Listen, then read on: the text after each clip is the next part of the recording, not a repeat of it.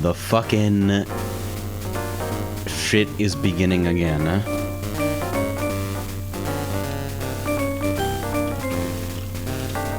We have successfully shielded the relevant locations. So let's verify that this bug is still happening.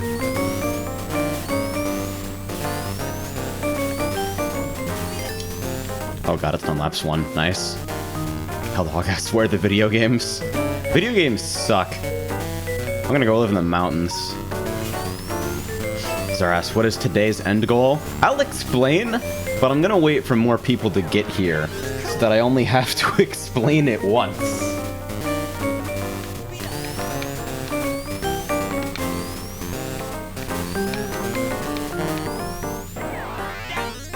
Oh yeah, today I have my music library on shuffle with all tracks inside it that are longer than 30 seconds. Which should hopefully remove the bulk of the fucking video game jingles. So we have unused tracks from Sonic Pinball Party. Alright. So let's see if this still happens.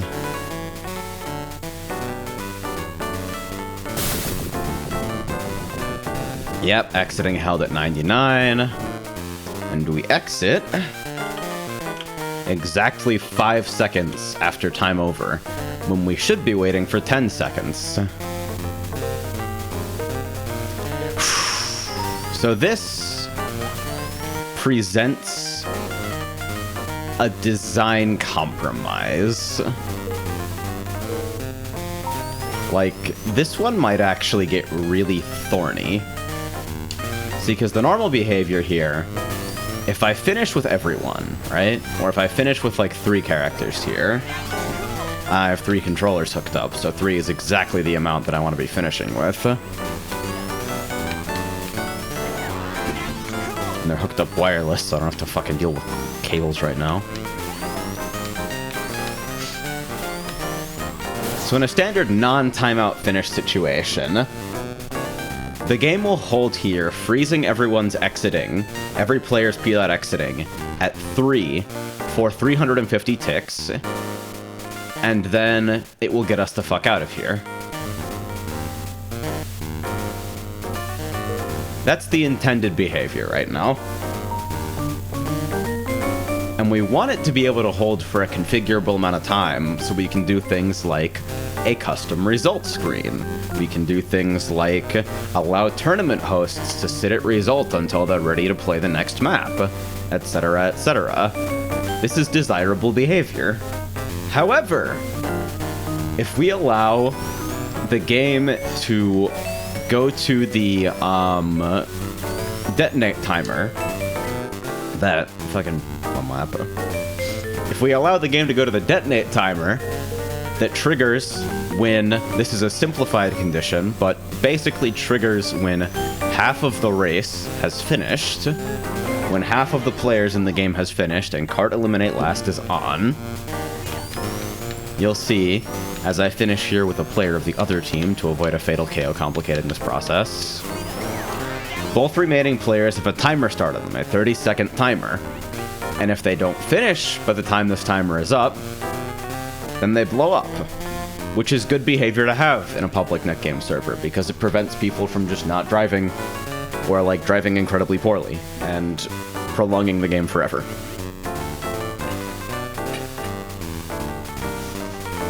But when this countdown expires, it does something weird. Basically, when simplified condition, half of the players have finished, the game starts an internal variable called countdown, and that countdown is 30 seconds. And when countdown hits 0, it starts another internal variable. It starts another internal timer named, appropriately and very descriptively, countdown 2. And countdown 2 lasts 5 seconds, and when it ends, the game is forcibly over. It is forcibly pushed to the intermission or to the result screen. So problem number 1 is that countdown 2, one word by the way, is not exposed to Lua. So I cannot stop this from happening. So, we're presented with a few potential solutions to this. If we look at the source, we can see that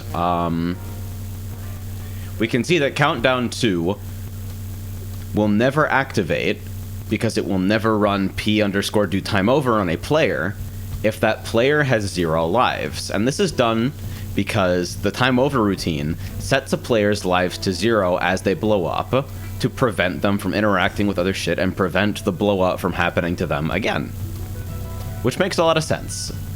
So, we try let's take the most naive possible approach and set p.lives to 0 in a think frame.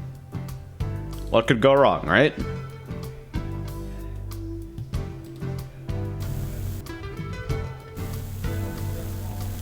What could possibly go fucking wrong with this strategy?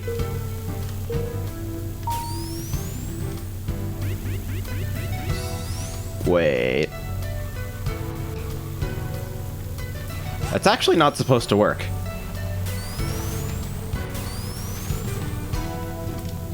Somebody told me that wouldn't work. Is it referencing the same file as it should be?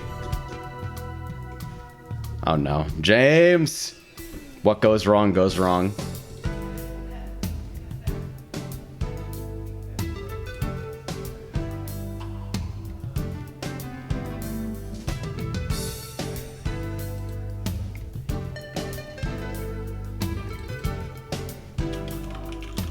Okay, I actually think I can make this demo maybe work. Because I think what you see there, the code that I just uncommented, was remnants of me testing this earlier. Good team names. I forgot about that. There we go. So, if p.lives is set to 0, this time we're setting it unconditionally instead of dependent on player state, then you don't respawn. Ever. If you are killed to a track hazard, or a thock barrier, or what fucking have you, the game won't respawn you. Obviously, this is less than desirable for behavior. Very cool camera, by the way. So, we can't set p.lives to 0 by default. But what happens if we only set your lives to 0 while you're alive? And when we find you in player state PST dead, we set your lives back to 1. Just for a second. Just for a moment, so you can get back on your feet.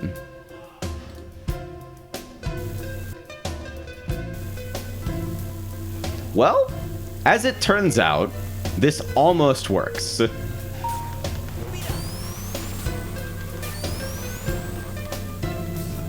I'm gonna be careful not to fucking knock someone out of alignment here, for reasons that will become obvious in a second.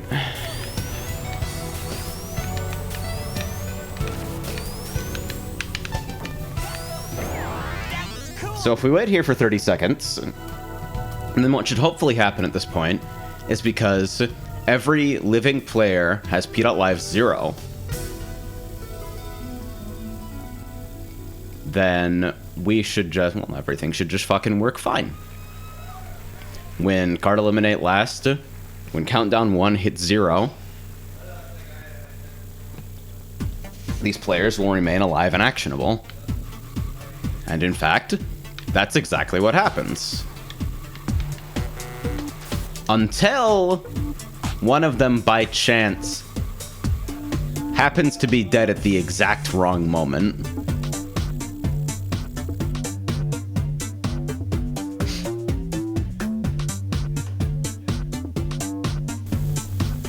And if you recognize that camera glitch, it's because it happens in fucking friend mod, the current version. Because the moment they're killed and their fucking lives are set back to 1, the time over routine is like, oh fuck, now is my chance! And it immediately runs and sets countdown 2.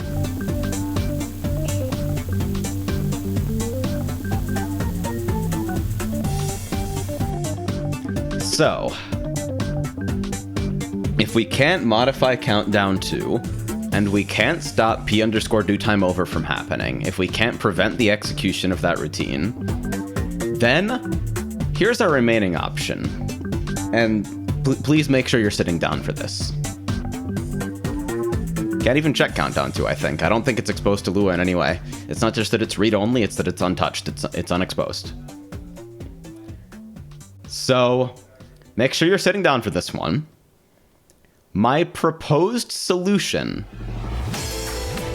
this is extremely appropriate, is that we duplicate the conditions under which Countdown 1 would start. We duplicate those conditions perfectly by tracking the same attributes and player state in this script. When Countdown 1 would start, we allow it to start, but we also start our own countdown in parallel with Countdown 1 that is controlled by the script.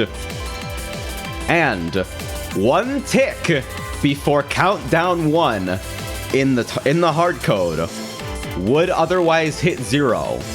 One tick before that happens, and it triggers p_do_timeover and starts Countdown 2.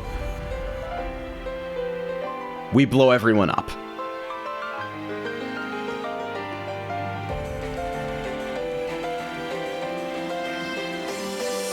And because we blow everyone up, Countdown 2 never starts, because we have no living players to run p_do_timeover in. There are two reasons this hack is terrible. One is that the conditions for what exactly counts as half of the race having finished are a little bit wobbly. Let me see if I can find the relevant fucking bit of code here. They are more complicated than you would think.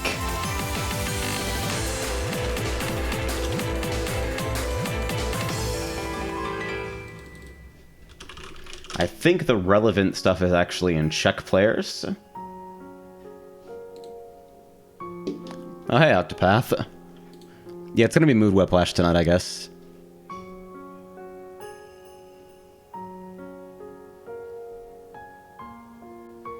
And so why don't we stop killing people at the end of the countdown and just set an endgame status? Because we want the game to not end. That's the point. We want to turn off the mechanisms by which the game would end on its own, so we control when it ends. So we can do things like hold it post-race for HUD animations or for tournament organizers or what have you. Exiting early is really easy. Exiting late is really fucking hard.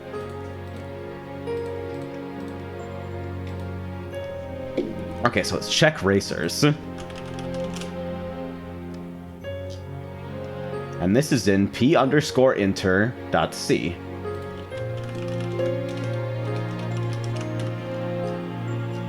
And let me grab this whole function and just fucking paste this into an editor or something.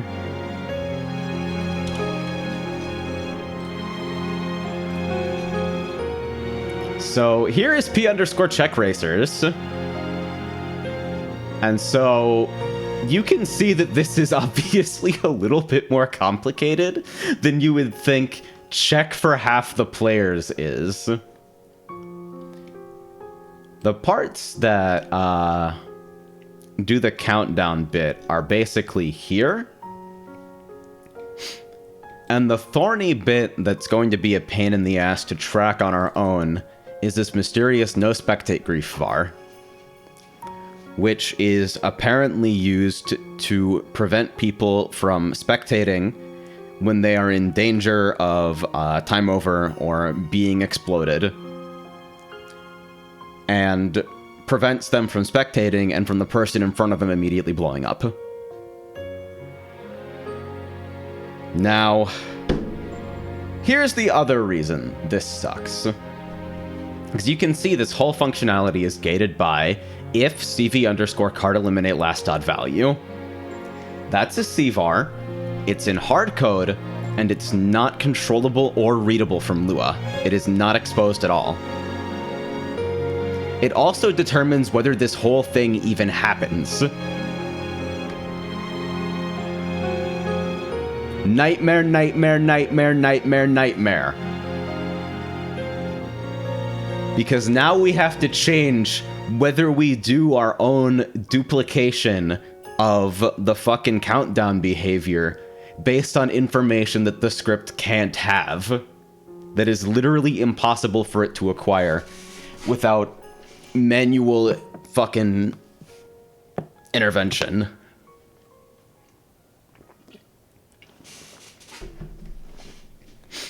This sucks so badly that I actually just want to... Oh, hey, Ultima. This sucks so badly that I actually want to give up and just design this so that all possible ending states finish in under 5 seconds. Just because for this behavior to work 100% of the time, when card eliminate last is not the default, something would have to be set in our script's behavior as well, and that requires the host to fucking know that this quirk exists and to compensate for it, or the script will be broken in a state that you can achieve through vanilla, like, switches, like it's in the options menu. Like, we can make it more convenient by exposing a fucking fake CVAR that controls both the script's behavior and the real card eliminate last at the same time, but it gets messy. No money BS. Do you work as a programmer? Nope. Programming is fucking garbage. You want my fucking boyfriend for that, honestly.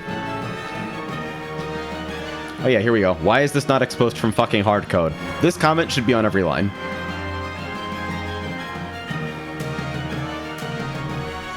The ultimate theme is so appropriate right now.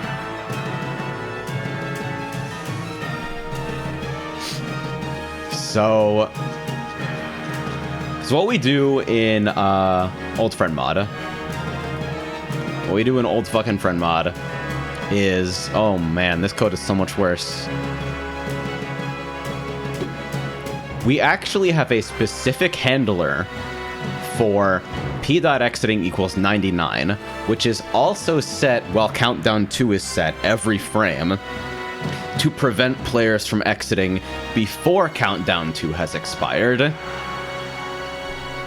And in this case, we set our fucking manual exit timer, which is here, p.fr stasis.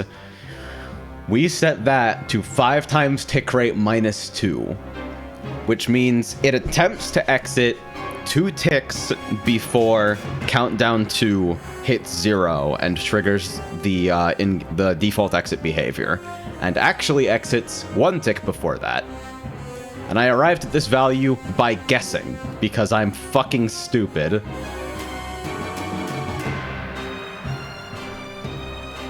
So this is the old behavior. And I'm thinking if I can make every single post-race animation and fucking component of the results screen work in a maximum of 5 seconds minus 2/35 of a second, then I can sidestep all of this and just work with the existing behavior, and everything will be okay. But if I can't do that, then I need the worst hack ever. And I'm trying to decide how I want to go about this. This is also incredibly bad code, by the way. Like, oh my god. Oh my god. Oh my god. I want to die.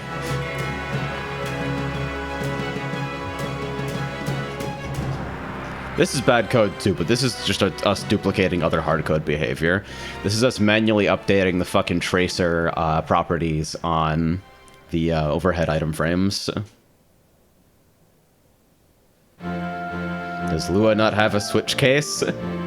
Source, hardcode does this with fucking chained ifs. I'll never understand why.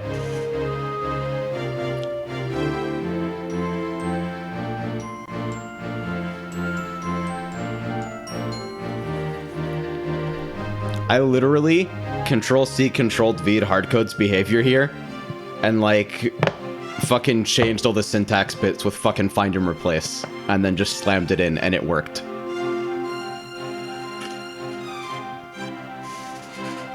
Went from C to Lua, baby.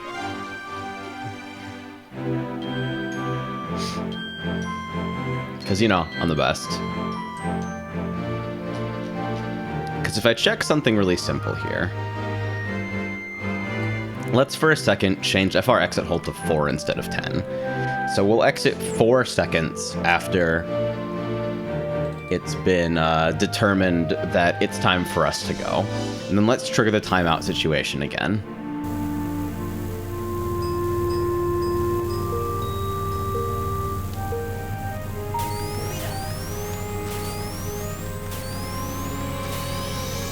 God bless debug print.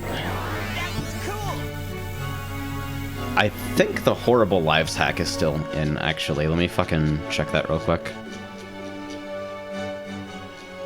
So we're looking for in the think frame. Yeah. Get out of here.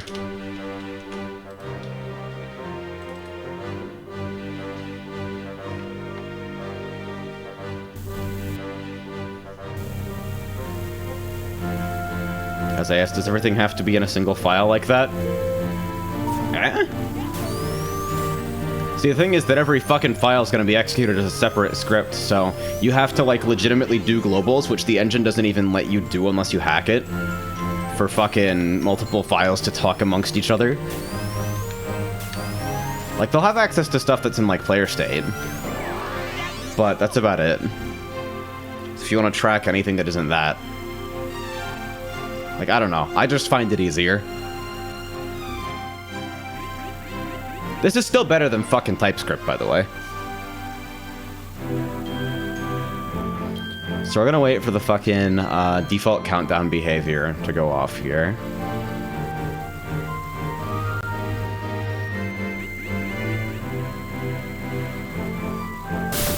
Alright, they blow up. All finish happens correctly. Alright, and we finish on our own terms in 140 ticks. Or exactly 4 seconds. Cool. So if we want to use the old behavior and just exit after 5 seconds minus 2/35 of a second every single time, that would actually be pretty straightforward. Literally just like delete the CVAR, replace its value with fucking 5.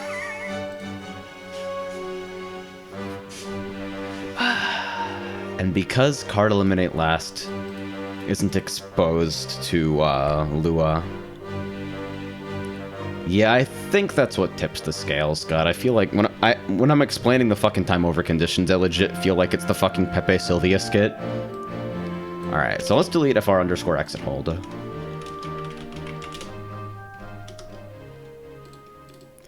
If server.fr finish timer is equal to 5 times tick rate minus 2. Magic number before countdown 2 kills us. Cool.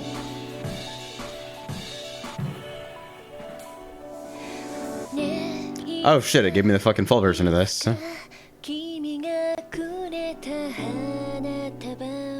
Log says this is better ASMR than anything you could find on YouTube. What, is the keyboard that good?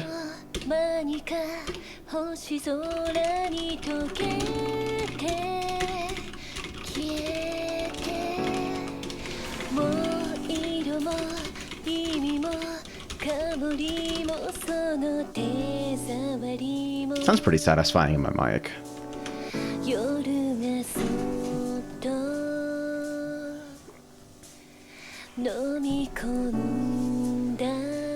Avid Game says, I can't wait for Ruby support in SRB2. Jesus Christ. No!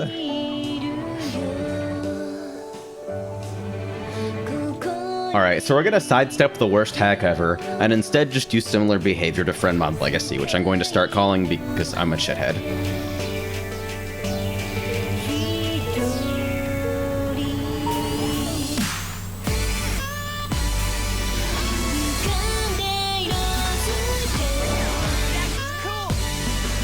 Alright, let's see.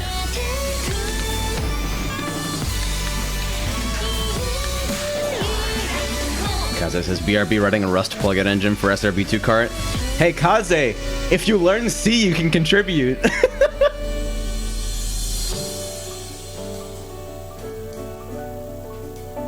Vlog says, no, actually, I hate most real ASMR where they get all close up to the mic.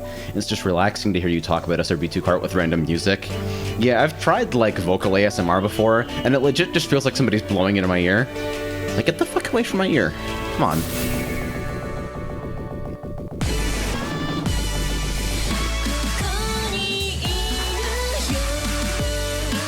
Alright. Okay, so we get out 1 frame before the countdown. Cool.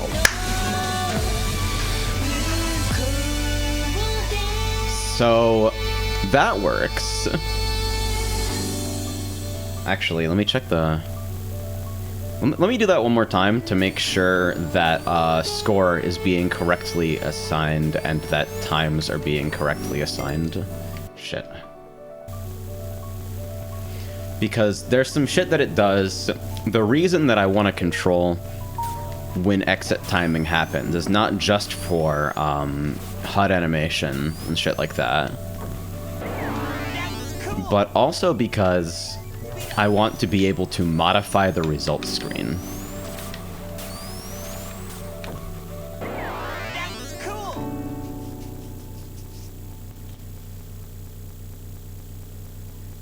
Alright. So we're going to wait for these guys to time out and then see if the result screen is correct and has purple players winning and... Dude, I forgot I had this fucking soundtrack on my fucking hard drive. Holy shit. Where is... There's like 1 track on here that I remember. It's like fucking Keiichi Okabe, alright. Okay, so the purple players won, pink players lost. That worked correctly.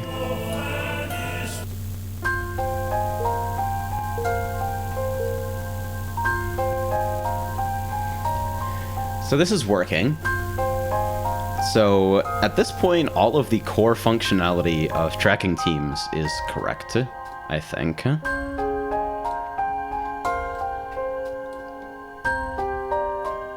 Alright, so what do we want to try next?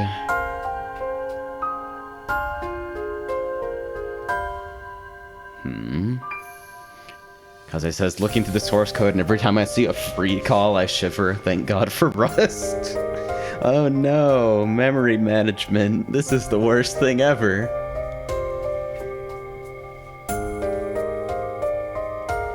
Cremation says, auto-exec intermission timer to 5 seconds to save time. I swear I actually do this.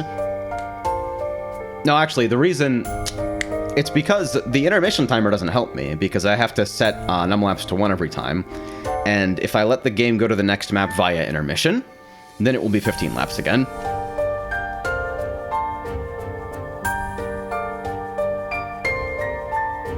And I'm too fucking lazy to just, like, open up new pack and copy it and change default numlaps of Neotest track to 1. I guess.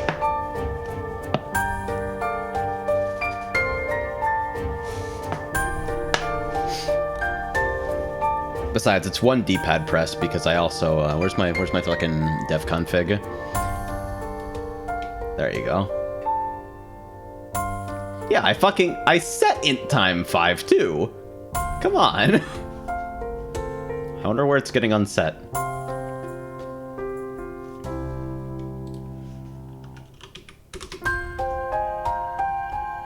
Oh, what is fucking Eve's skin called internally in Jungie Pack? Yeah, but I'll open this to fucking play as the robot girl. Samp, okay. Why not set countdown time slightly lower so you don't have to wait a full 30 seconds? Oh yeah, I know that countdown is exposed as a CVAR somewhere, but I think it's hidden for some reason. I don't remember what the fucking CVAR is.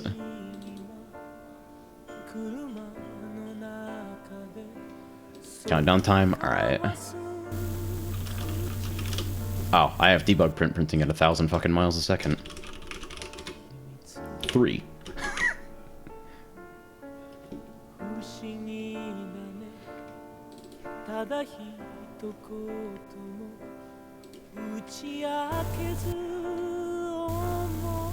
As I asked, is development still on hold? Last commit was 4 months ago.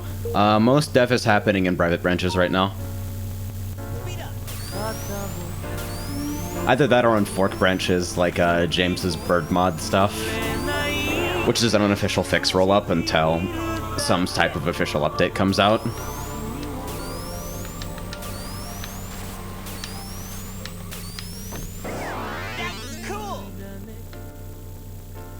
I definitely set countdown time 3. But you know what? Alright.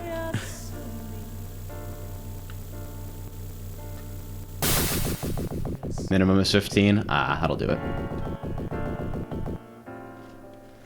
Okay, so there's some worrying log output in there. Let's see. Let's fucking pop log.txt and see what my fucking debug print is telling me.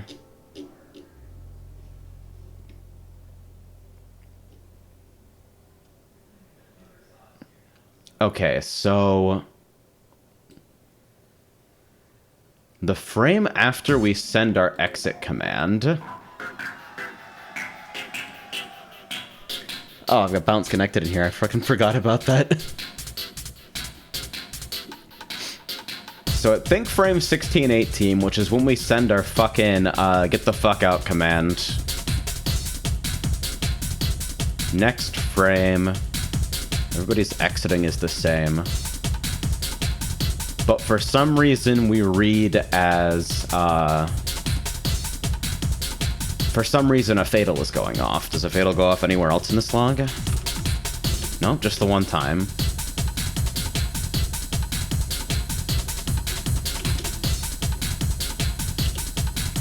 So where are we?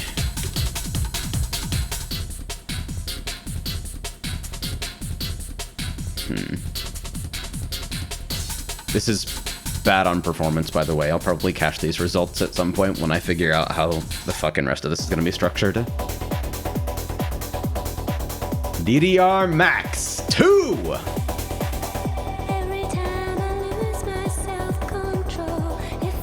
This is actually where, like, this game is where 98% of my music taste and general, like, sense of being comes from.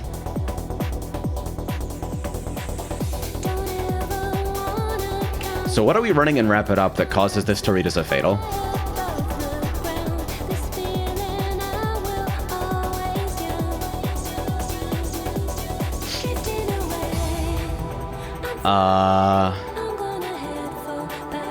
Is it PF time over?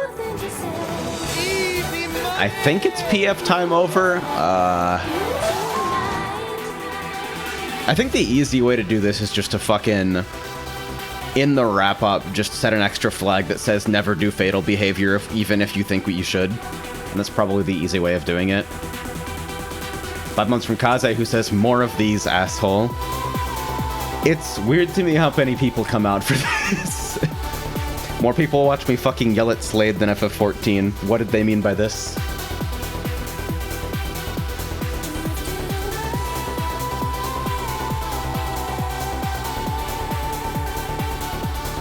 Philosopher says, AJ, I have a critical horn suggestion, and it's Sasoribi. Yeah, that could go in Hellhorns. That could totally go in Hellhorns.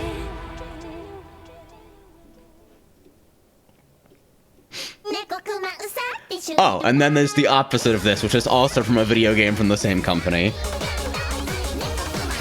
I hit the fucking next button and it didn't work. This is FF14 and I've heard enough of your fucking soundtrack for a while.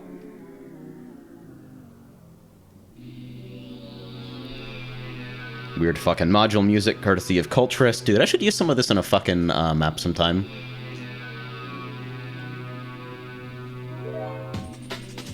RS, wait, why Hellhorns? Mo Yada could totally be a normal horn.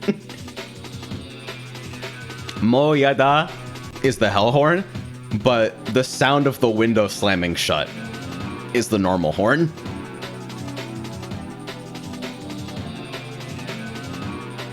That's how big my brain is.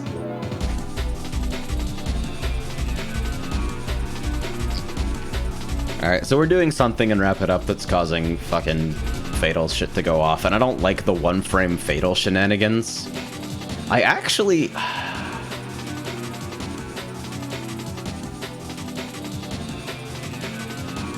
Because the problem is arising because we run one more tick after exit level. So what I should really be doing if I want to do this correctly is staggering these.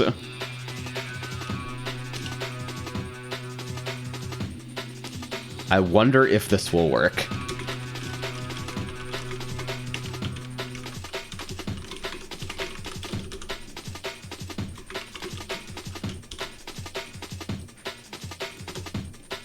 There we go. So we'll send exit level 1 frame early, and we'll see if we can do cleanup just in time instead of 1 frame late.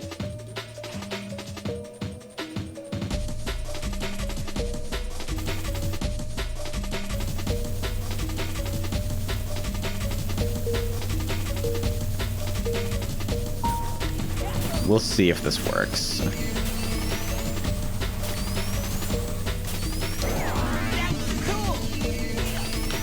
Testing this in split screen is gonna make me woefully ignorant of some gigantic fucking issues, isn't it?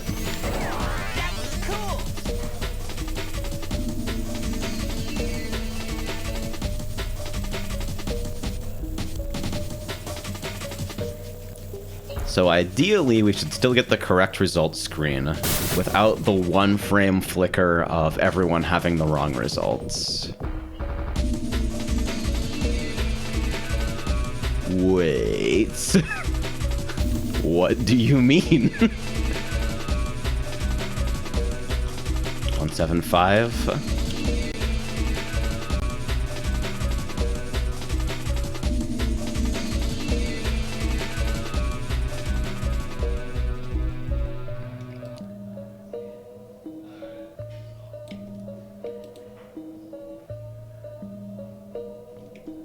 Okay, so here's our exit level. It looks like we're actually exiting to the countdown? Like we're not really exiting with exit level.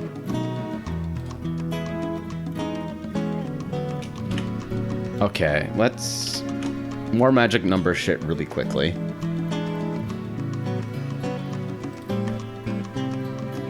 Just to see if, like, exit level is not working for some mystery reason or something.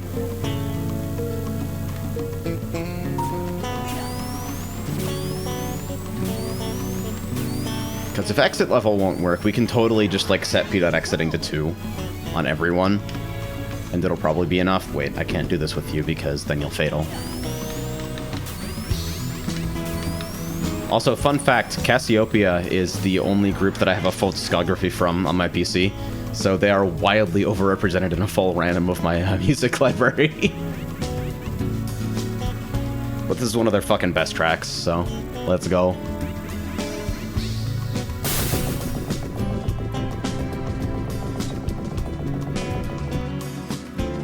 Oh my god, is it blocking exit level?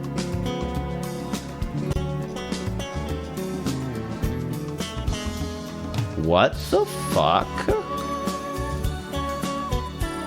Authoritative, get the fuck out on think frame 1628.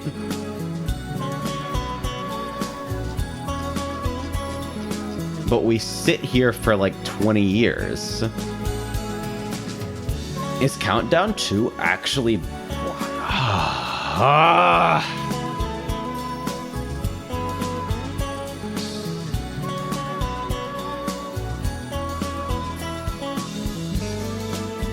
Well...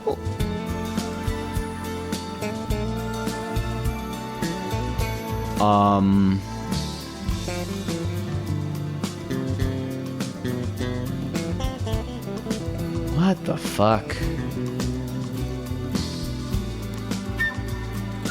Okay, so while Countdown 2 is set, the game won't respect exit level. But we can totally work with this.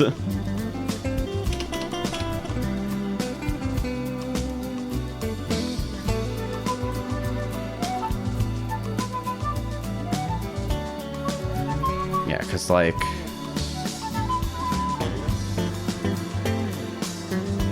Wait, hold on. Real quick.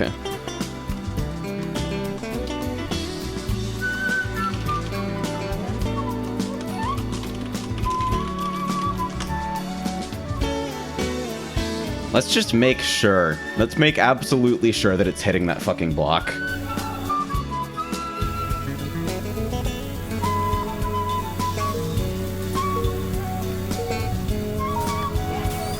It wouldn't put it past me that the behavior was that bad and stupid. But, you know, you never know.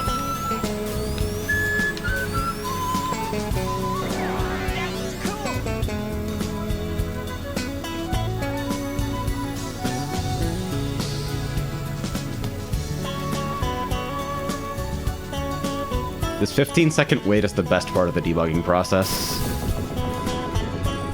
How does Ami ask Luigi's Mansion stream win? I don't even own a Switch.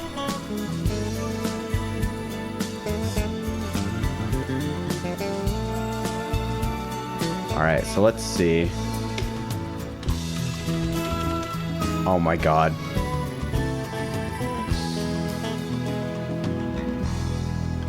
What?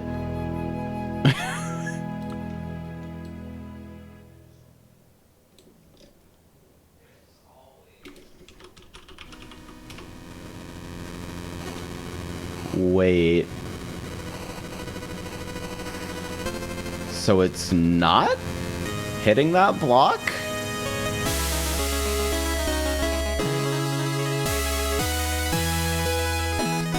What the fuck do you mean it's not hitting this block? It's literally the same fucking thing.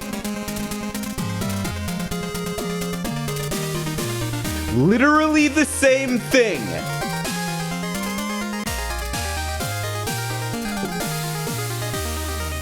If I fucking Control F, what is fucking 35 times 5 minus 10?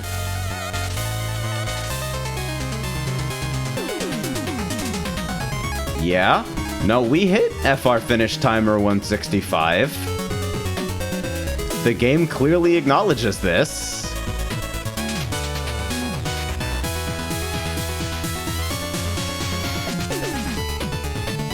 Let me ask, what was that quick math? How did you do that?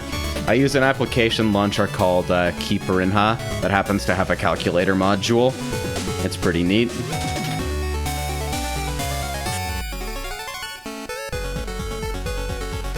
Okay, wait, but literally why would it not go into this block? What the fuck?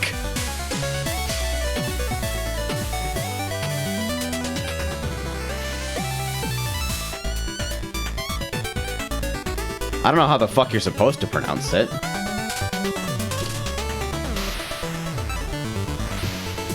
I'm not even gonna try. R.I.P. the Portuguese language. Good! It confuses me. I know a small amount of Spanish, all of which I've learned from my fucking drunk relatives. Let me ask, what is FR finish timer and what is expected to be? It's expected to be 165 here. Like, so basically I've got a timer. This is a 35 FPS game and I want to hold for 5 seconds before exiting. So I'm going to run the timer for 175 ticks. And right now I'm testing something where 10 ticks before it fucking pieces out, I want it to insert a command, and it's not even going into the block that fucking does this. For reasons that I don't understand. I'm actually just going to fucking save this and try again.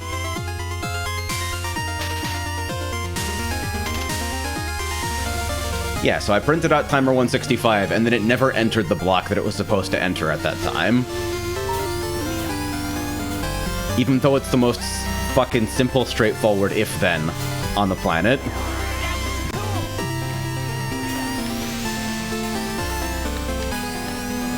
Because it says Keeperinha? Oh, Jesus.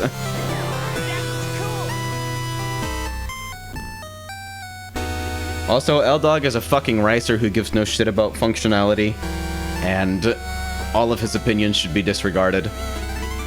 Except for the ones about VR Arena music choice. Those ones are okay.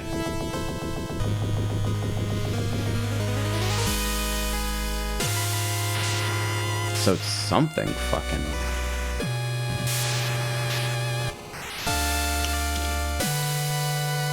Yep. Finish timer 165. What the fuck?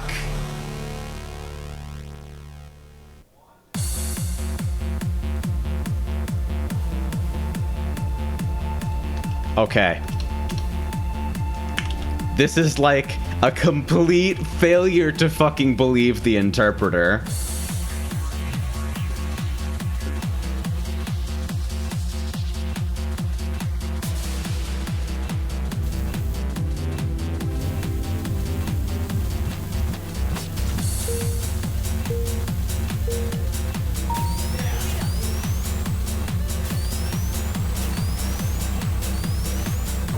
Zombie's mad at my coding style.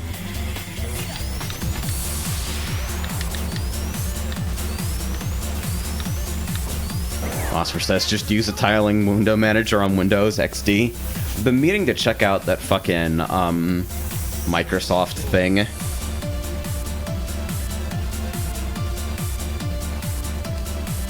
Bug.n is the most hilarious shit to me. It's like, we wrote a window manager in AutoHotkey. There's actually no God.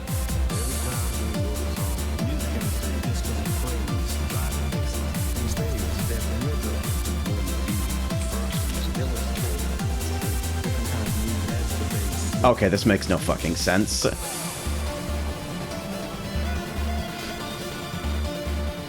Am I, like, loading the right file?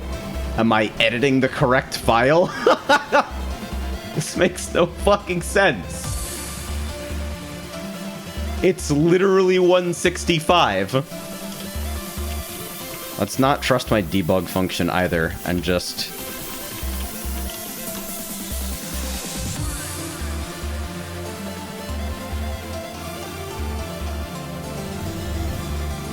We are out here on the print debugging.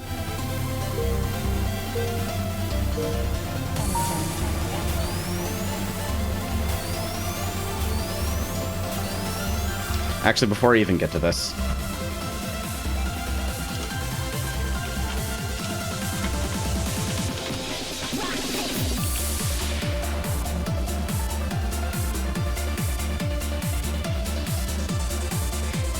I can't wait for the most cursed issue to be happening.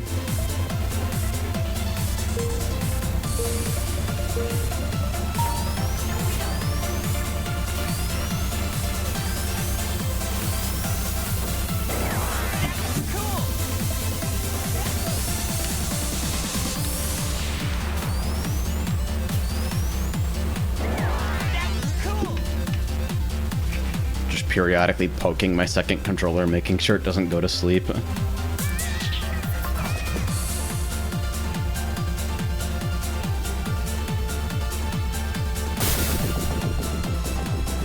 All right.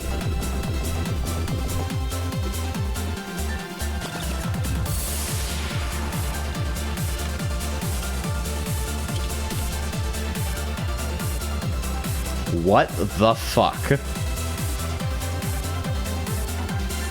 I am so confused.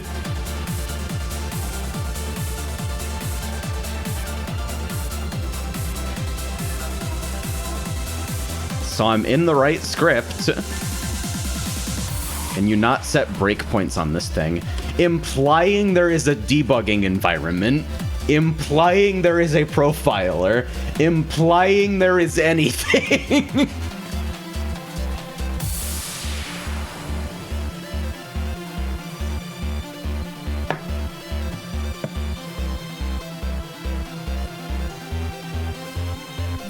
Oh my god, it's a lowercase t. Ah!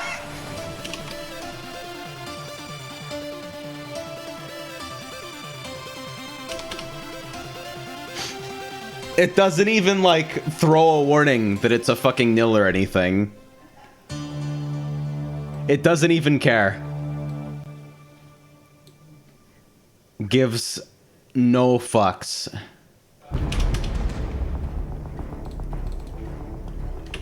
More FF14, get out of here. More FF14, get out of here. More Sonic Pinball Party, get out of here. Yeah, do it. Oh no, no, no. Okay.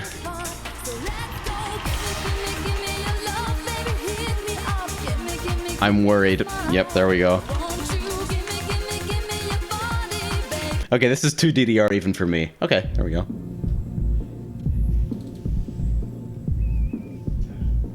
We're gonna keep landing on fucking Excel project for the rest of the time, I guess.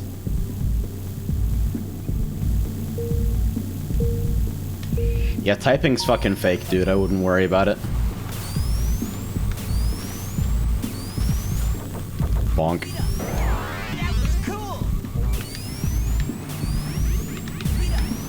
Really wish I could set up a way to automate this.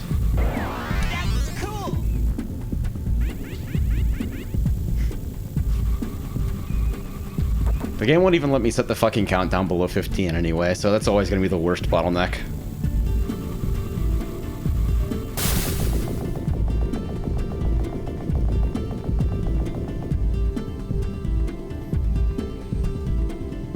Alright, I think that was correct this time.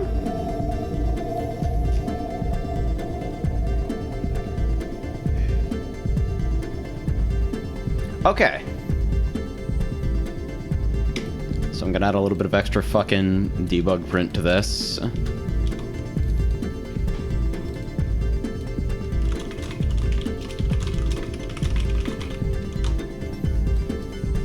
I think we can actually push this down to like -2 and -1.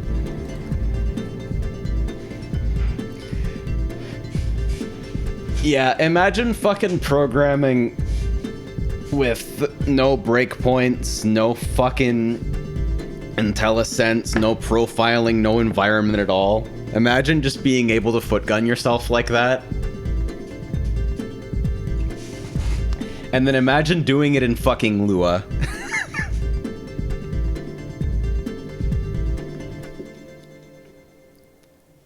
Like, not even fucking GMS is gonna let you kill yourself that hard, right? Oh, hey, it's the Fire Emblem 7 soundtrack. Oh, hey, it's the fucking Final Fantasy GBA soundtrack? Turrican? When did I fucking add this? I have so many game rips in my fucking music folder that I just grabbed from Zophars because I wanted to use, like, one track in a dumb project.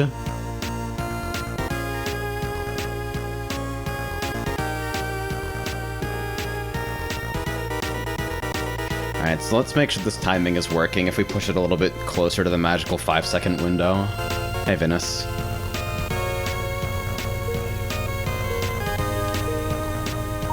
How are you adjusting to life as a top player?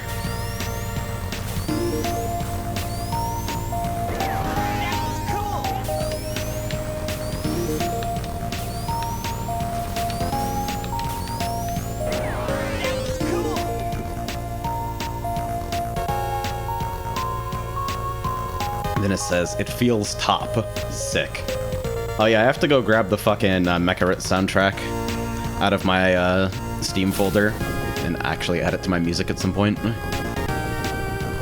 There's some good shit in there. Okay, so we bailed at 174, one tick before the game would bail for us, which is perfect behavior, I think.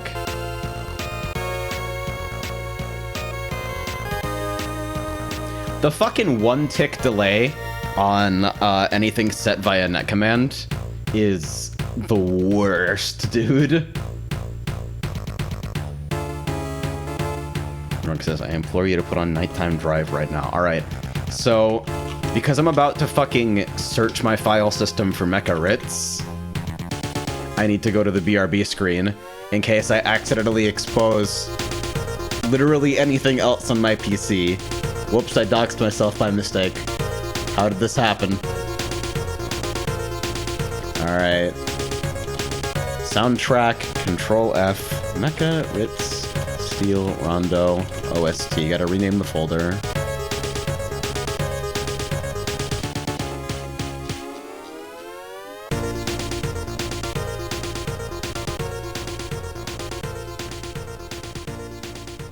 I implore you to put on nighttime drive right now.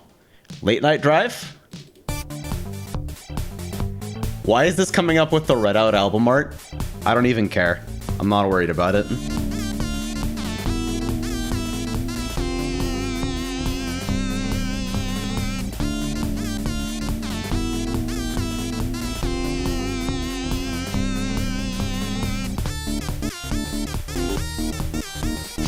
Alright, so we have our safe exit conditions.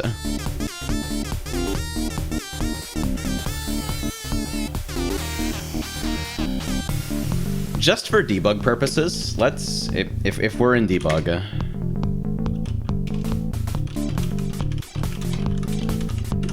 let's fucking...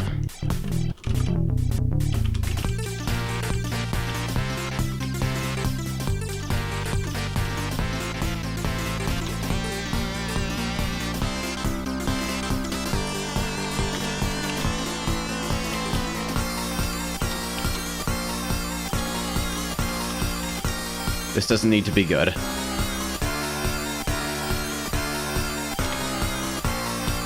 What is the fucking V snap to top or V snap to left?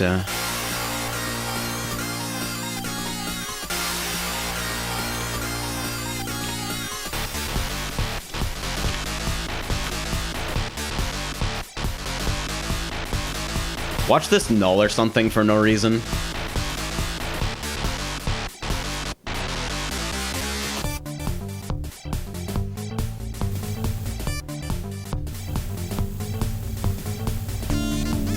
And before my debug print is under the fucking other debug print, I guarantee you that's what's happening right now. Alright, real quick, fucking Control F warning to make sure I didn't fuck up anything obvious.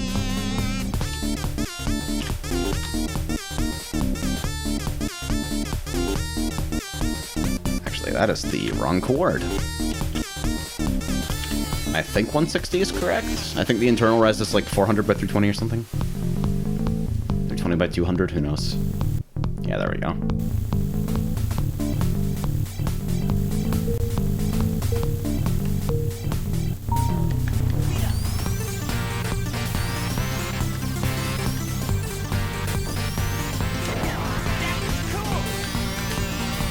I'm gonna have like the worst looking fucking debug environment ever.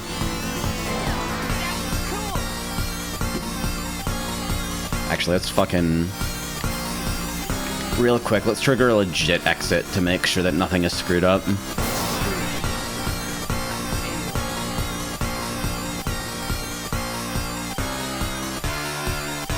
Alright, so this is all correct.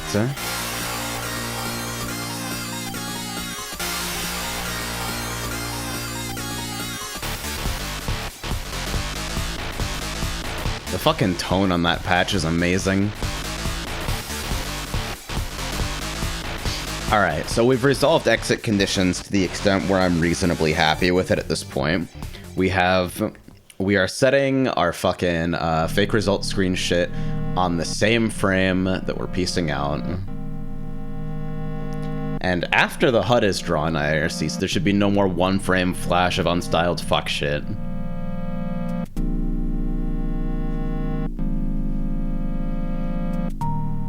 Alright, console player items by spectator shenanigans. Okay, so James apparently came up with a horrible fucking hack for access to console player. That being like, cause Lua doesn't actually... So here's where it gets weird, right? So you see local player equals nil up here. This should probably be display player. It's what most script people would do, but I used local player in the last one, so I used local player in this one. And it's not even camel, fuck it. So we set that in the HUD. This is the most reasonable way to figure out, like, whose fucking machine is actually running the script here. Because the same script is running on the server and for every player, and it's handling the events for every player and the server. So we're not even supposed to be able to figure out who the script is running as. You're not supposed to fucking be able to have that information because you could do something that desyncs with netstate. because fucking SRB2 Lua is the most restrictive and terrible thing on the planet. But we can get fucking display player out of a HUD hook, basically, and pick it up and fucking move it to something that is in scope for the whole script. As it says, AJ, there's a Lua plugin for VS Code. Any reason you're not using that? It has autocomplete, error checking, and linting, apparently. Because first off, this is a Lua dialect, and it'll fuck me up. And secondly, because Slate has other utilities that deal with the packaging of other assets in a mod.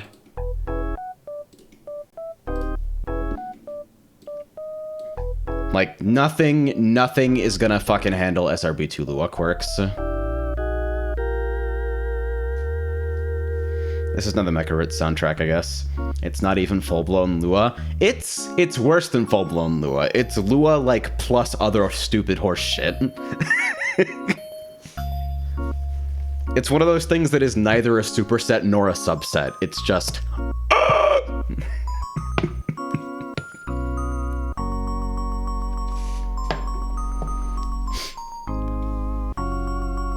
So... we can get the fucking player that the HUD is running as. The problem is that if you're spectating someone, all the HUD code runs from the perspective of the player you're spectating. That's a good thing typically, but it breaks our hack. It breaks the hack real bad, because now the game thinks that you are the player that you are spectating for everything that otherwise matters, like anything that you're relying on in your script for that purpose, you know.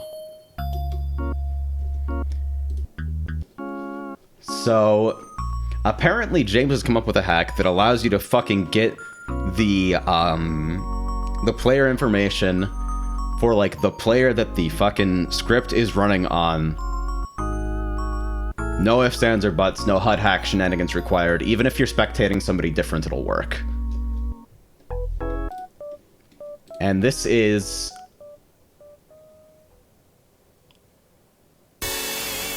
oh, Jesus Christ.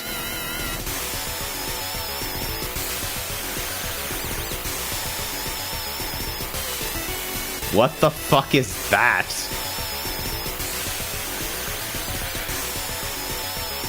This was the most appropriate music timing, by the way.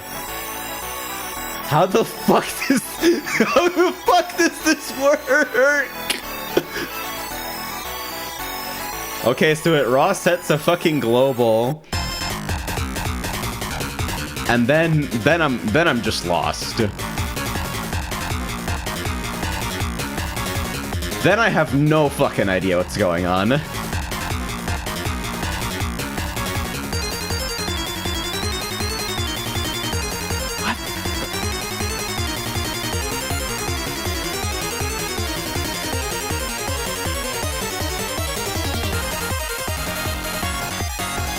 Okay, so in player command... yes. Hold on, I'm tabbing over to Discord. Fucking explain how console player works. I am looking at this code and losing my mind.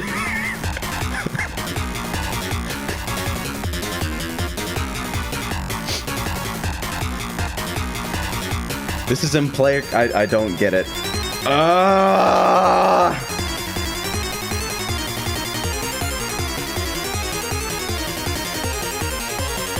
Console player. Get console player, secondary display player, third display player, and fourth display player as player_T. These are always valid too, except possibly in a player command hook that was added before the script.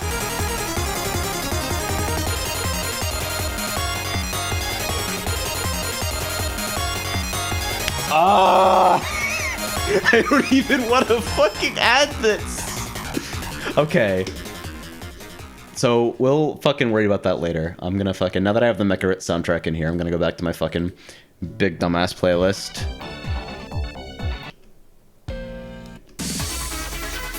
Yes!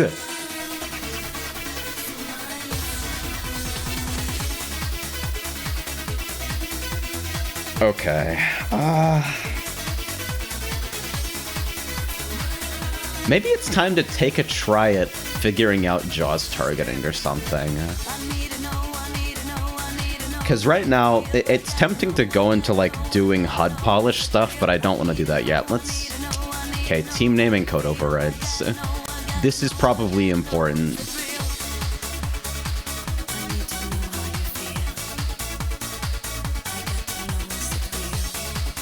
As I says, the power move would be to write an entire B-Lua module for Emacs just to taunt AJ into using feature creep the editor. Yeah, and then I'd still use Slade because it lets me fucking do palette conversion shit and, like, actually save into a PK3. And I can't figure out how fucking Slade's external editor support works. I just can't make it work, so XD. Okay, so if I remember correctly, I do some genuinely awful and ugly things to get, team names here. Okay, I think maybe I don't anymore, because somebody informed me that you can have fucking CVARs take string values. I think it was Amper who fucking taught me about this. Yeah, you can totally have CVARs take string values, but then you can't use fucking whatever.value to refer to them anymore.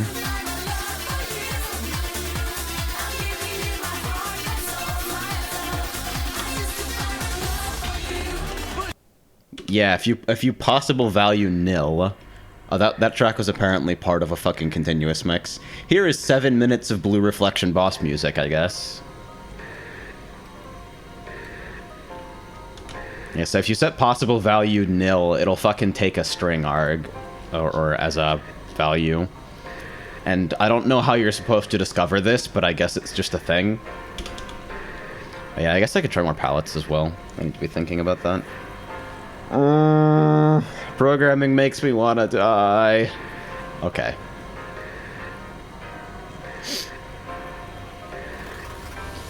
So, where are we fucking getting team names? Okay. I was smart enough to actually have a fucking function that takes a team ID.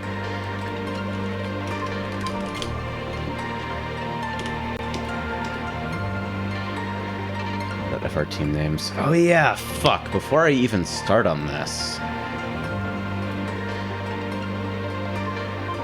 PK3 is just a zip file with a different ending. But if you don't assemble it correctly, the game won't read it, even if it's a valid zip. The fucking components need to be in the proper order. Even if it will successfully extract using a commercial or freeware fucking zip extractor, even if it'll come out using 7-zip. If you just zip a folder, the game won't read it.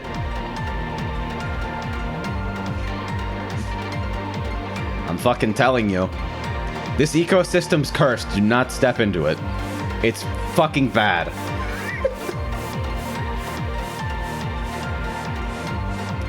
Okay, so one of the things that I actually think I need to do before I move on to that is right now the random index, yeah, why did I do this? Okay.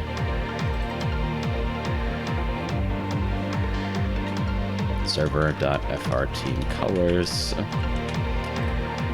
We don't actually need a fucking team colors construct anymore, do we?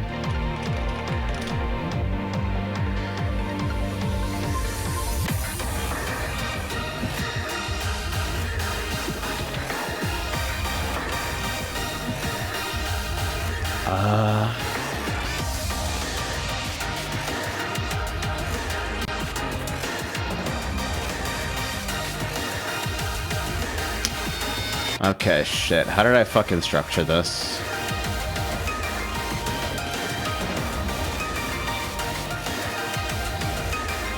Okay, so this is a table of fucking tables. And I think when I just give it a fucking comma-separated list of values, it adds those with integer keys? I believe that's correct. So I can do fucking...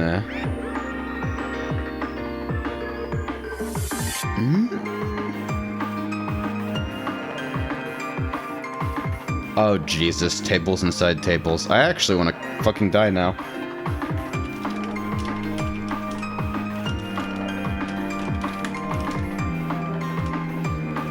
There is absolutely no way.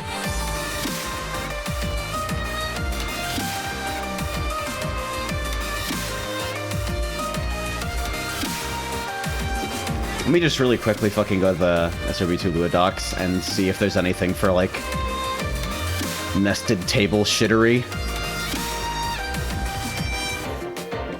Syntax.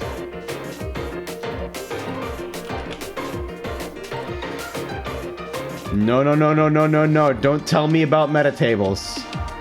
Oh my god, you don't even want to know how much I don't want to know about metatables.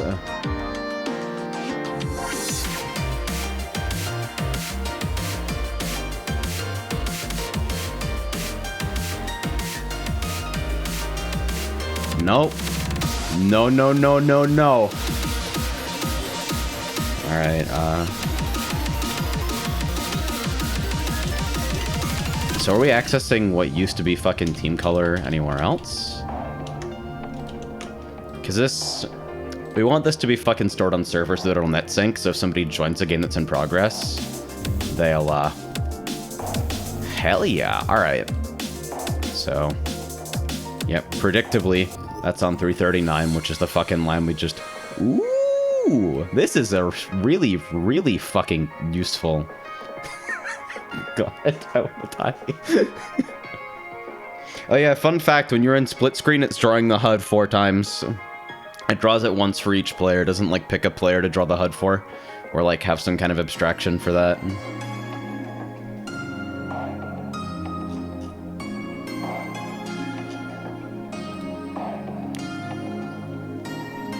Alright, so... We're just gonna add some fucking temporary print.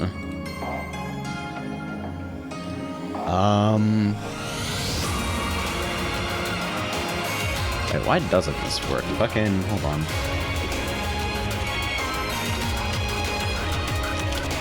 I'm gonna do some quick fucking searches.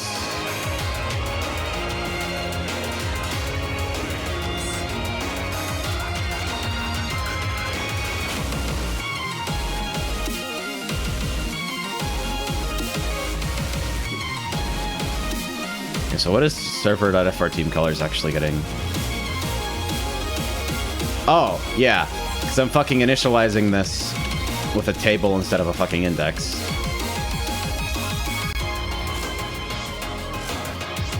And I give it the index that it'll fucking...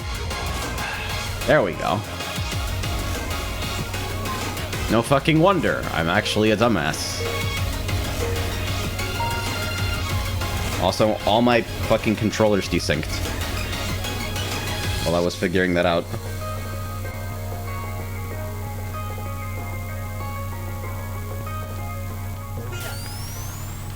Don't mind the name of my fucking Elite controller.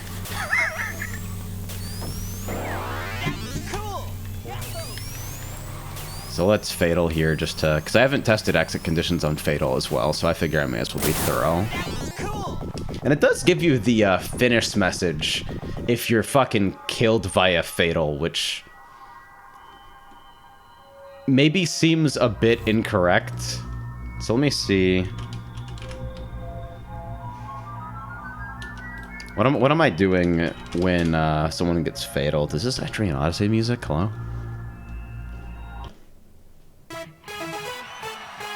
Oh, hey, it's Sonic after the sequel. How fucking appropriate.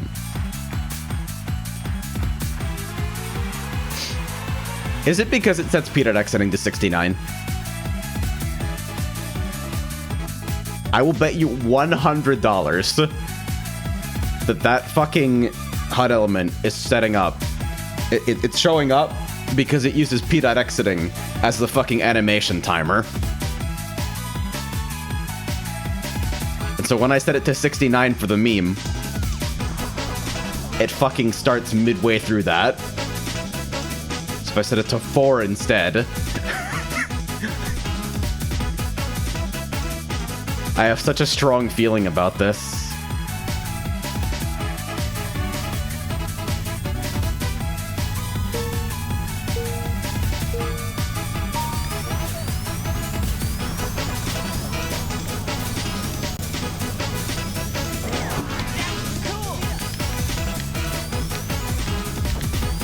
Zaras, are you saying that memeing made your code not work properly? Okay, I was wrong, actually. So I can restore the 69, which is very important. Thanks, Fire Emblem Sacred Stones. Thanks, Final Fantasy XIV. Thanks, Final Fantasy XIV, but again?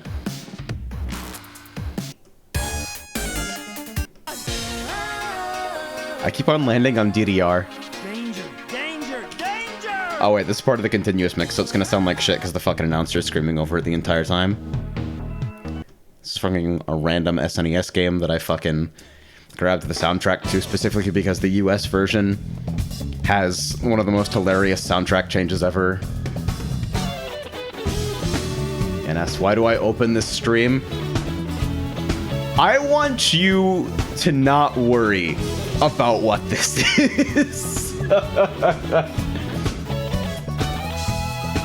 Okay, so if it's not because it's exiting, it's probably because I do something in Welcome to Fucking Die that causes something that looks like a standard finish. Or do I need to magic number it?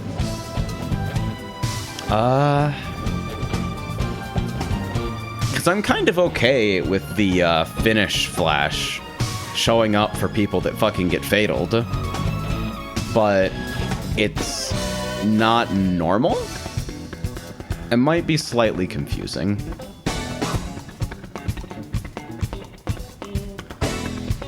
So...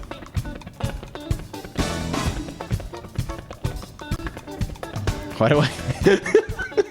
No, we gotta make sure they're really, really dead. You don't understand. Small brain making a programming music playlist. Large brain putting all of the music on your PC on shuffle and going out of your way to skip anything you don't like. This isn't even all of the music on my PC either. I'm excluding any tracks under 30 seconds because if I allow tracks under 30 seconds, I'll get a lot of fucking random video game sound design bits from fucking game rips that I've downloaded. So what actually makes the fucking finish graphic show up?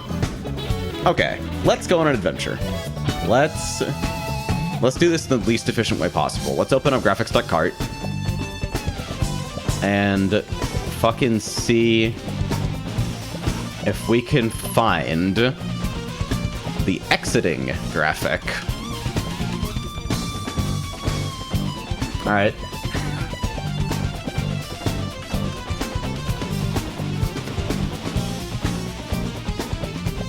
I'm gonna assume this has to be somewhere in fucking graphics.cart, right? Am I gonna see it if I scroll through at this speed? Who knows?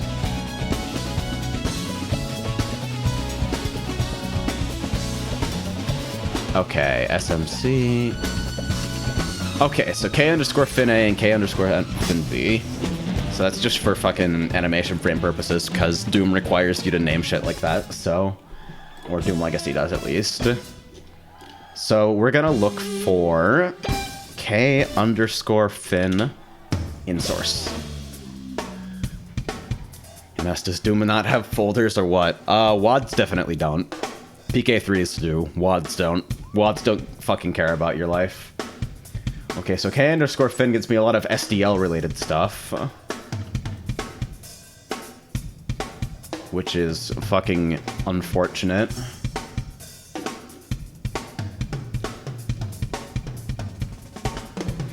Okay, so in K underscore cart C, there's some reference that it caches the patch name K underscore fin A to KP underscore race finish. So let's control F that in that file and see if we can find where it's used and why. Okay, so there's a function K underscore draw cart finish. So let's see where that's called.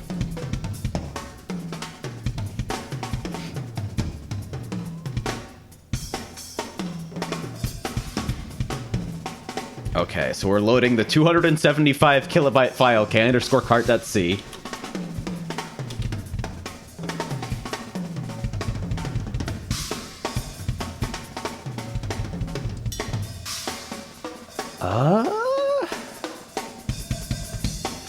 Okay, so I think this is for Battle mode? Okay, this is draw battle full screen. So is there a matching draw race full screen function? Draw cart HUD, okay. Oh man, these naming conventions are fucking awesome.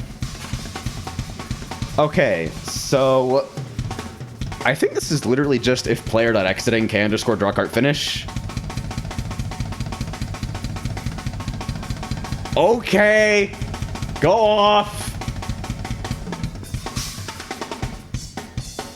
Oh wait, okay, so they reference a cart stuff k_cart animation. And this function immediately returns if it's above 2 times tick rate. So if while I'm here, set p.cartstuff k_card animation to 69.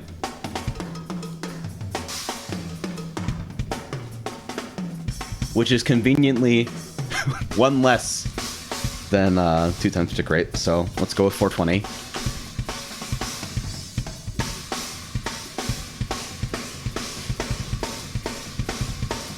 Watch this somehow fucking screw up the thing and crash the game.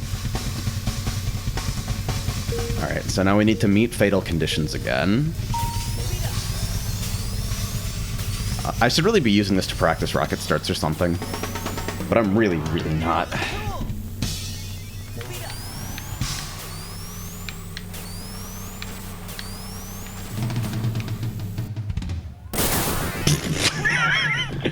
Was that my fault?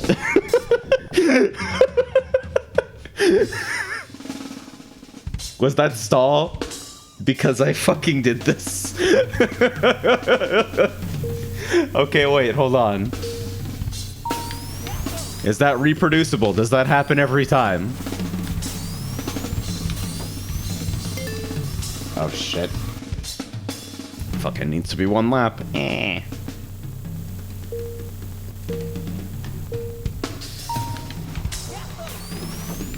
Great. Small brain, unit testing, galactic brain, driving around an oval 800 times.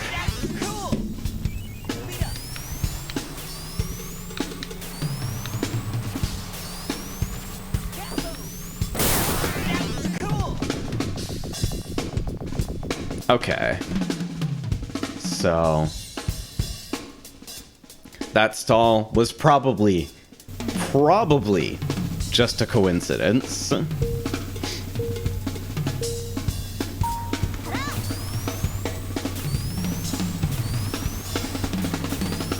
Unless it seems to only do it on the first one. I refuse to believe that that's actually what's fucking happening.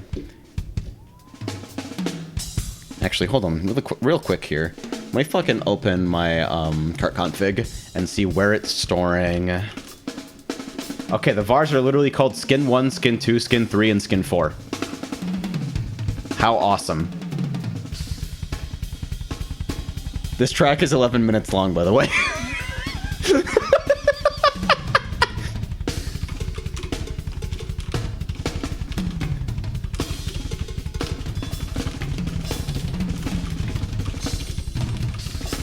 This is the most copyrighted fucking stream I've ever done in my life.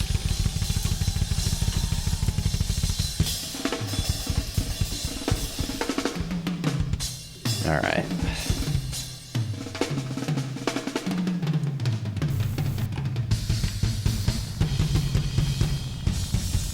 James sneaking in here. Source lookup mode activated.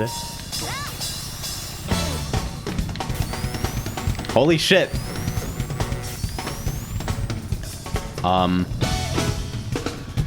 What?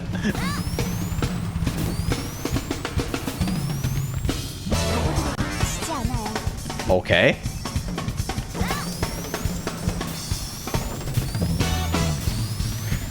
No, Luxus, don't cut the goddamn corners. Okay, no stall. Okay, no stall. We're good. These names are awesome, by the way. Alright, so now all my testing players are now robot girls, so I feel way more optimistic about testing this.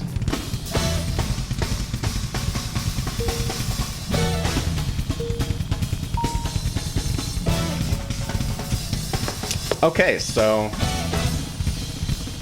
Kart was nice enough to put the animation timer in Kart stuff, so we can fucking bypass that problem. Easy peasy.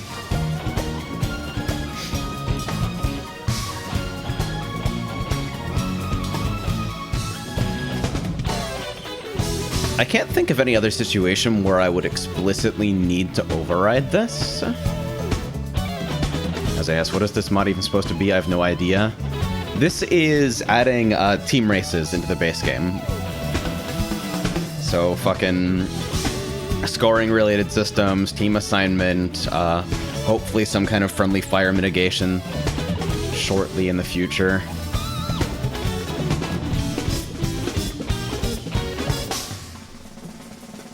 It says he's been adding numbers together for 3 days. I have been trying to work around base game behavior for 3 days. It is super awesome.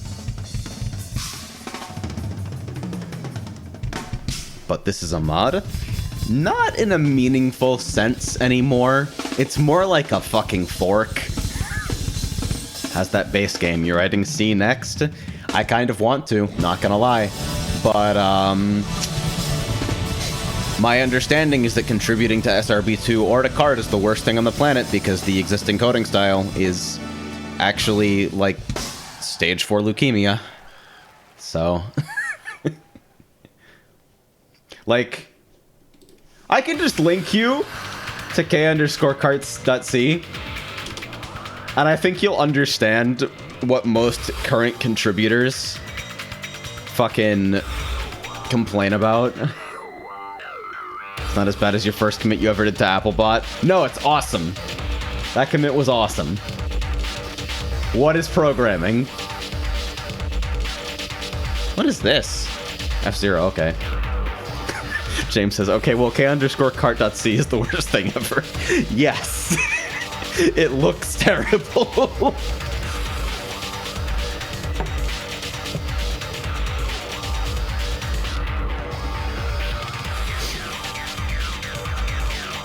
Okay, so... we fixed a fucking thing.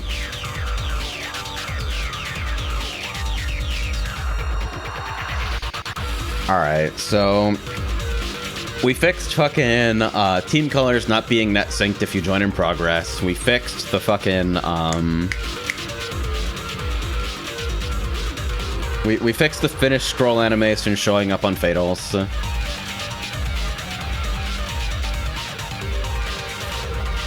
We want to do fucking team names now? Oh, man. This is gonna be the worst thing ever.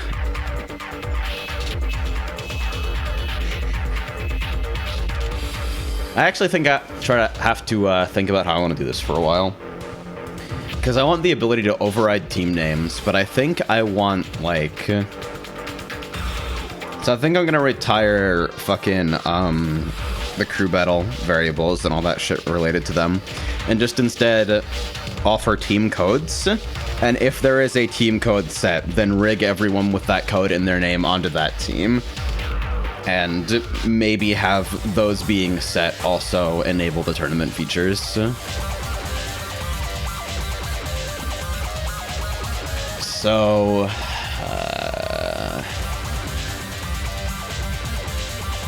should I implement the fucking codes first?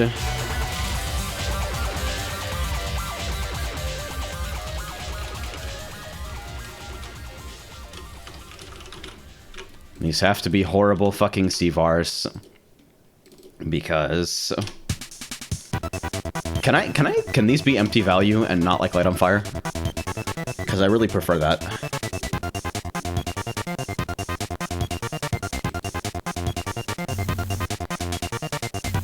Okay, but I have to fucking bail out of game so I can actually check the fucking VARs without being inundated with debug prints. Okay, cool. Zaras, the obligatory question now is, do you have Return to Dreamland on there?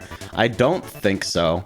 The Return to Dreamland soundtrack was slightly harder to get a hold of than search Nightmare in Dreamland Zofars and getting a fucking file that is like 5 KB that has the entire soundtrack in it.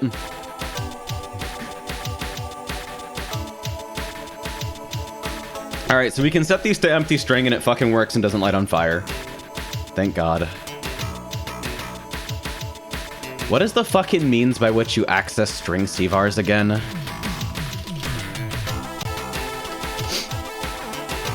Super don't look at this code, by the way. Okay, dot string instead of dot value.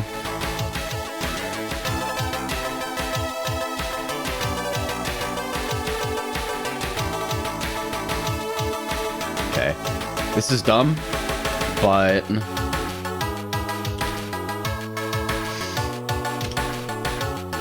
where's the actual fucking idiomatic way to do this? Okay, let me fucking first bring up the fucking Lua syntax reference to see what string manipulation stuff I actually have access to. Alright, Lua functions, string library, okay. Alright, so I have,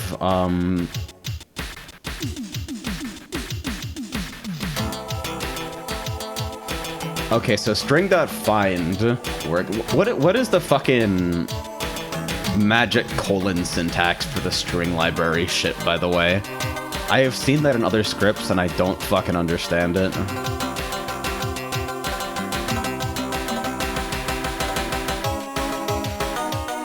Is it like a base Lua thing or is it B-Lua?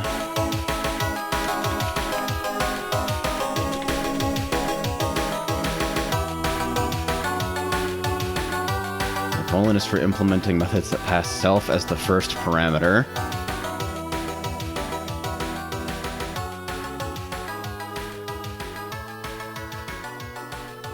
What the fuck is this? Hello? James says colon means use the types library from that variable. So colon is equal to string.length. So that's like a less ridiculously atrocious way of oh god.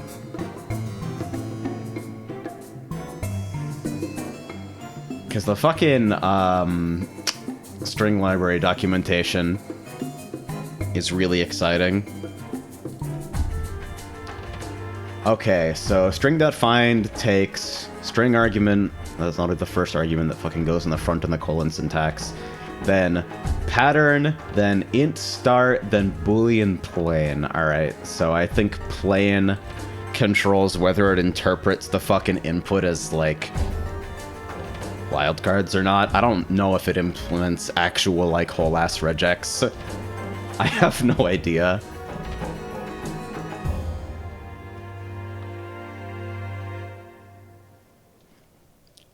And says, less atrocious, we have very different definitions. Alright, explain then.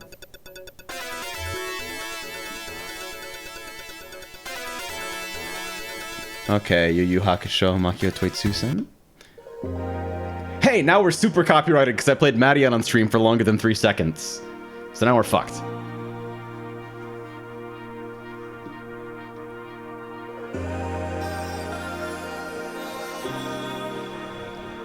Wouldn't it be a little more appropriate to fucking have this returning a fucking value?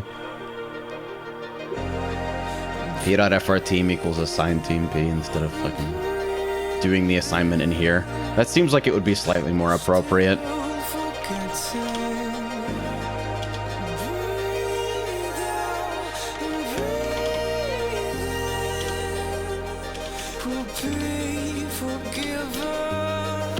Alright, let's see. Because then I can just return out of this and not have it do the fucking rest of shit. If I'm going to actually do string comparisons in something that is called like 100 times. No! Kazai asks, does OBS support recording audio from certain sources only? That sounds like something that should exist without VAC. Well, you never use VAC because VAC is the worst thing in the world. You use, like, SAR or you use VB cable or something.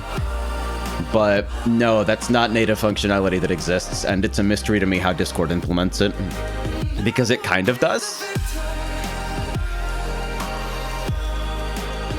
So I thought the whole point of this rewrite was to massively reduce the number of lines you needed to reproduce the same functionality. Yes, but the bulk of that is because you have shit that looks like this, or shit that is literally duplicated for every team, etc., etc. Like, a lot of it is just straight up, like, literally the worst programming possible. Because I'm like, oh, fuck it, I'll never need to touch this again. Why bother, like, rewriting this method when I can Control-C, Control-V it and change one value? And then I had to update it. Alright, so... Wait, shit. If the default value of the fucking team codes is the empty string, everything is gonna contain that, so I have to do a fucking...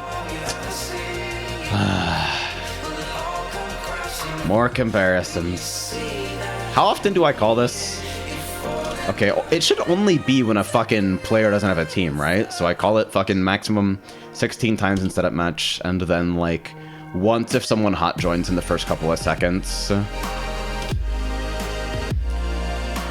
Okay, so it doesn't need to be super performant, it just needs to be not literally the worst thing on the planet, so, like, doing string comparisons is okay. Alright, so if...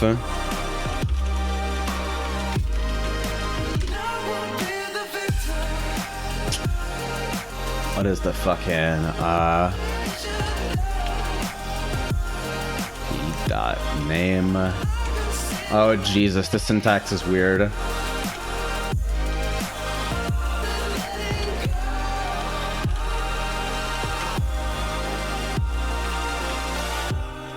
What the fuck? I hate this.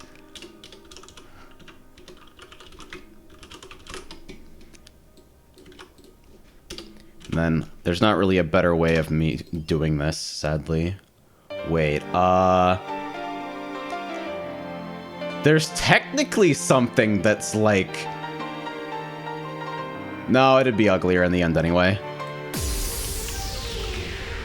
It would actually be way uglier in the end.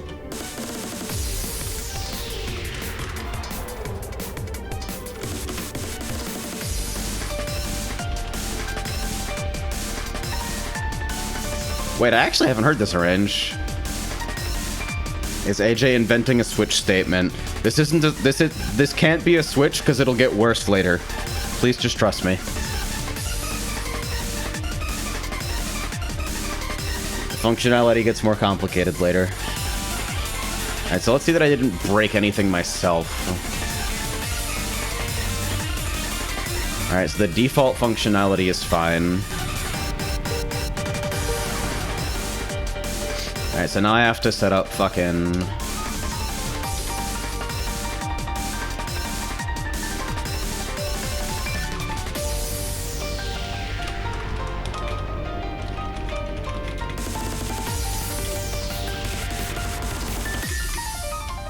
So I have to explicitly do something that's like super imbalanced teams to make sure the rigging is working.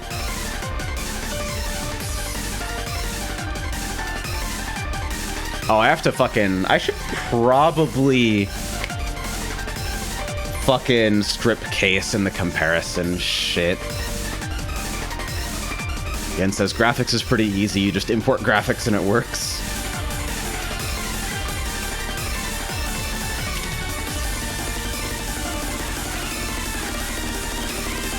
I think these are the correct fucking values.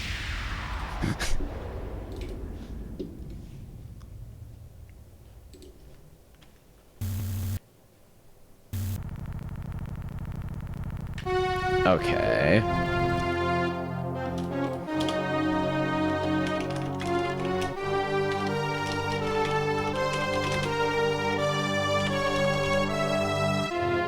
Where's the fucking...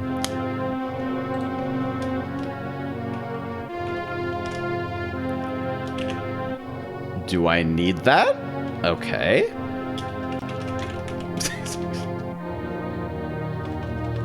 I should probably, instead of fucking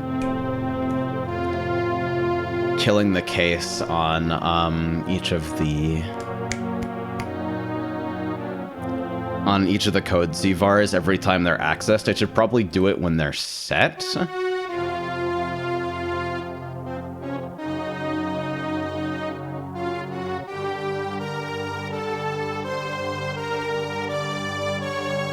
So, shit, does CV call work when string values get changed? Oh god, it's Konami Crazy Racers. Wait, hold on. There it is.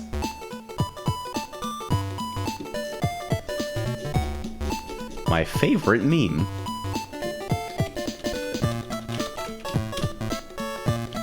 Okay, so...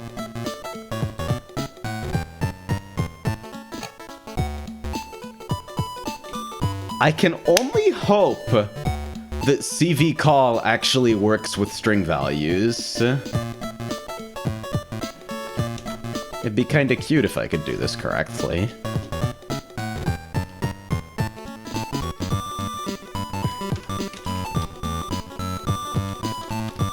By the way, I think if you set CV call without also setting a function, then you, like, crash the game instantly when you try to change the variable or something. Yep! Yeah!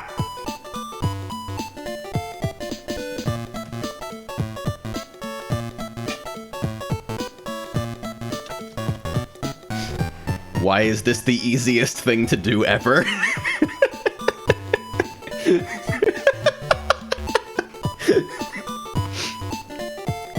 Ian says, segfault from Lua isn't the entire point. Isn't the entire point to be safe, right? No. SRB2 Lua is both ridiculously restrictive and entirely unsafe. It's a fucking nightmare.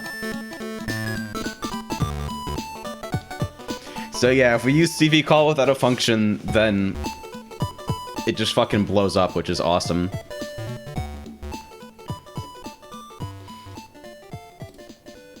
So I think up here I can do fucking...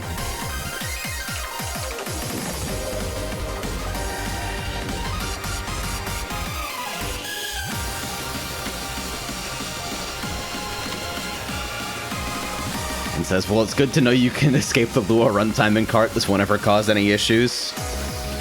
I mean... the game literally just provides the fucking mechanism for you to run commands as another player.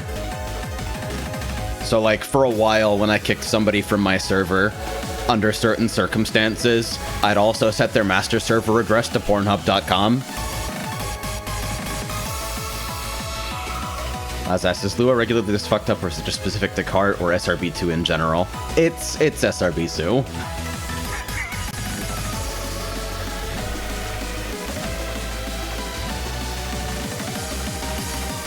Lua is fucked up, but it's not this fucked up. Nowhere near this fucked up. Alright, so I don't actually know how fucking CV call works, so... just need to give it something that can pass the fucking,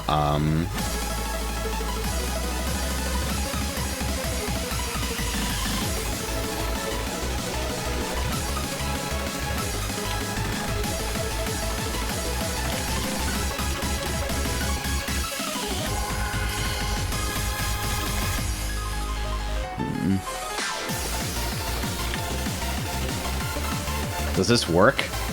Oh man, it's gonna fucking fail horribly.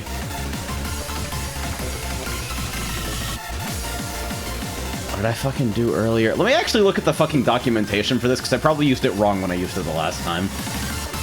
So let's fucking go to the wiki, CV_call, and see what is actually going on with this.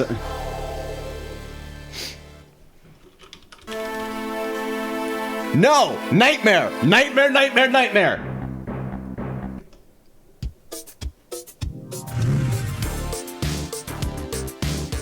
The specified function is executed when the variable is changed, returns the console variable created, da da da da. Okay, there's nowhere else I can fucking find docs on this.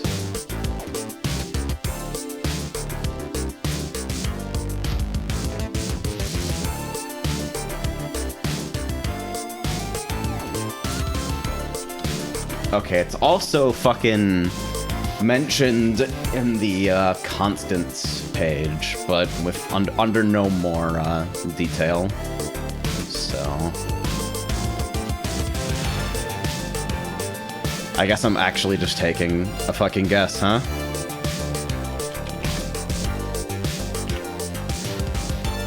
How am I even supposed to fucking refer to this?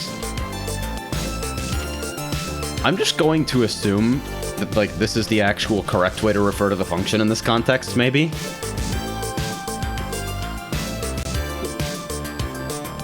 Because, like, here when I'm doing this and it actually works, I'm not fucking calling the function, I'm defining the function. So defining the function up here and then fucking referencing it down here should work, right?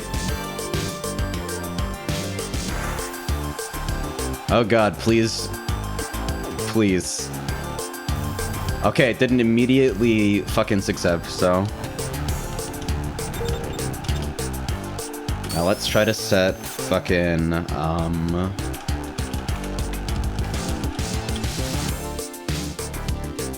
Alright. Attempt to index local var a user data value. You know, in retrospect, I probably should have assumed that this was a protected keyword or something.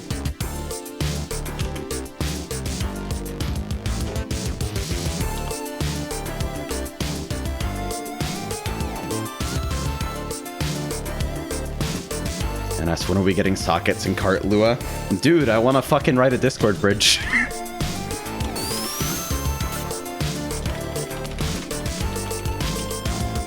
Okay, wait, no, I'm stupid then. Attempt to index local fug. A user data value. Oh no! No! It's read-only! Ah!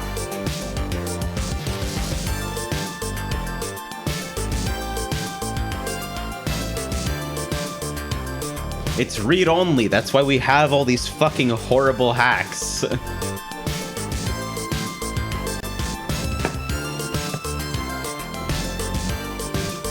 CVAR's supposed to do read-only from Lua. I fucking forgot.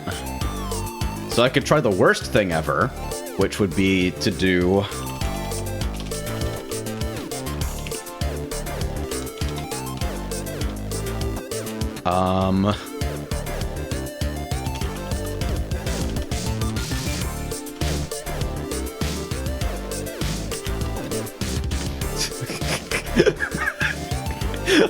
I don't even want to run this. There's no way it will work. This is actually how you set CVARs from Lua, though. I swear to God. Anything besides the default value, this is how you have to do it. It's the worst thing ever. Otherwise, it gives you user data errors that are actually just, hey, this isn't exposed. Go fuck yourself.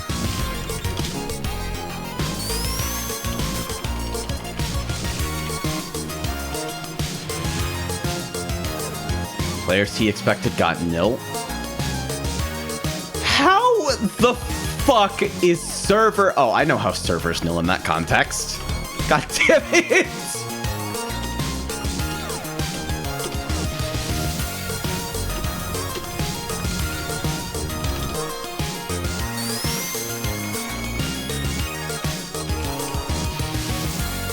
And it doesn't even work.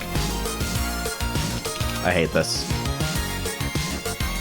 Fine. No CV call.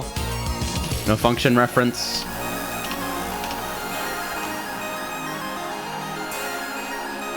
We'll just fucking...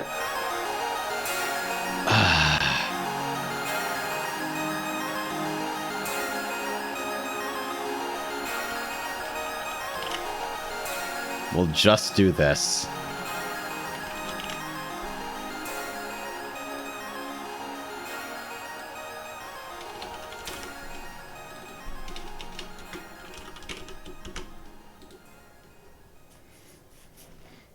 I don't care.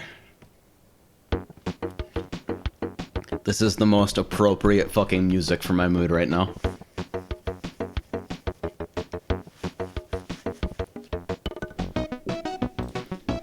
Actually, really quickly, I actually don't think I've ever written a switch statement in Lua. So let me real quick make sure that this fucking variant actually has it. Lua syntax. Control F switch. Phrase not found. Oh no.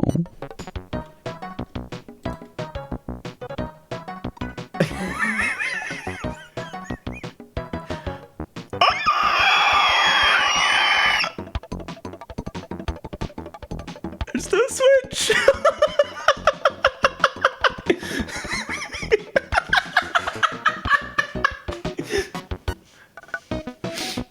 Are there switches in base, Lua?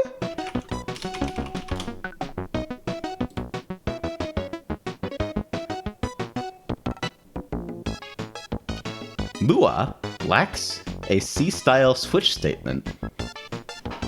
This issue has come up a number of times on the mailing list. Ah!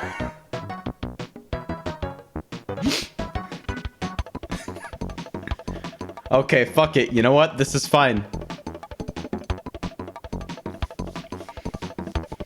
Wait, yeah, because fucking tables are... Like, table values are fucking reference types or whatever the shit. So if... Oh, God. So I could actually do comparisons by iterating through a table.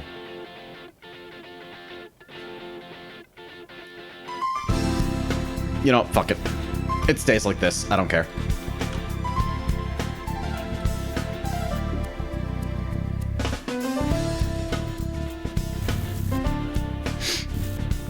Alright, so let's see.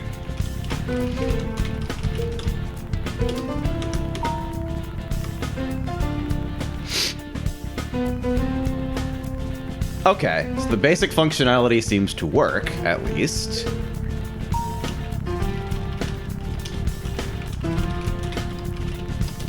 Just sanity checking here.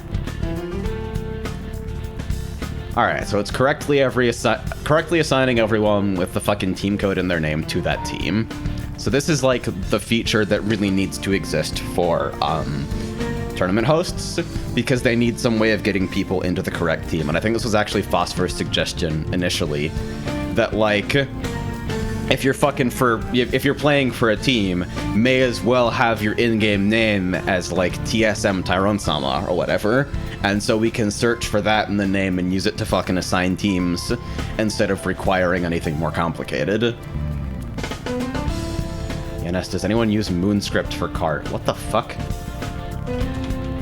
What is Moonscript? Moonscript can either be compiled into Lua and run at a later time. Oh, what the fuck? What the fuck?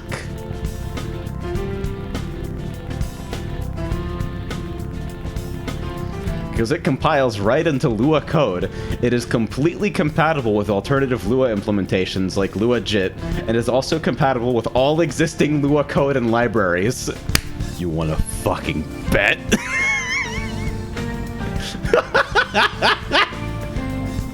There is no way.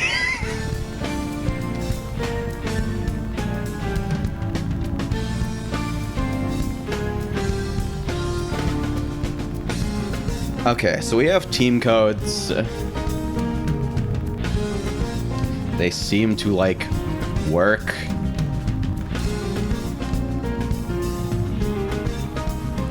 Somehow I've received no debug items.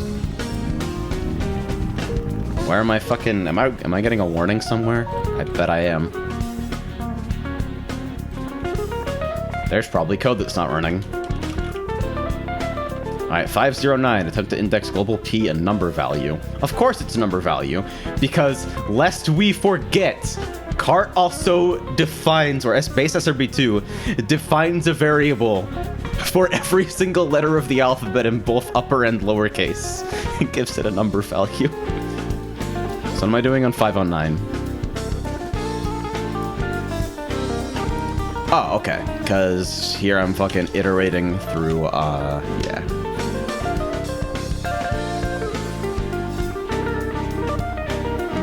Why was this working at all?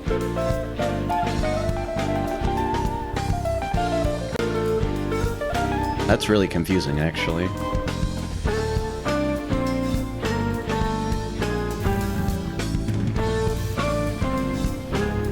So just one more check.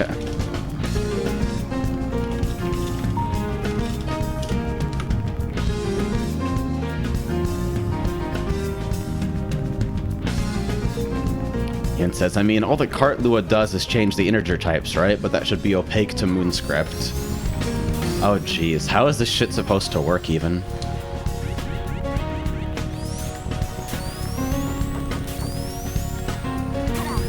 That's actually kind of interesting to me.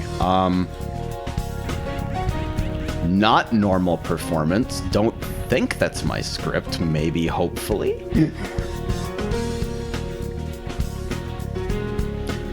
Oh, man, oh, man, oh, man. All right, so we did team codes. So those work perfectly for assignment purposes.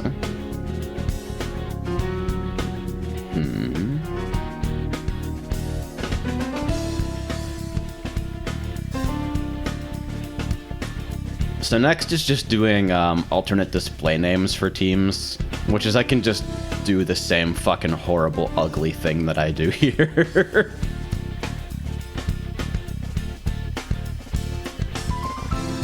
As it says, welcome to fucking die, P, bang. That's my favorite function, actually. And it says, well, you get the bitwise operators, but AJ is not going to use those. Hello? I literally have to use them for stuff like fucking text alignment flags.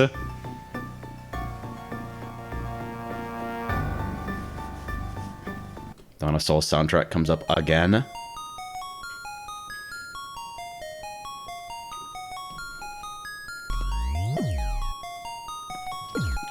The best thing about, like, deciding to code a new engine for Kart is that nobody would use it unless you could also port Doom maps to it.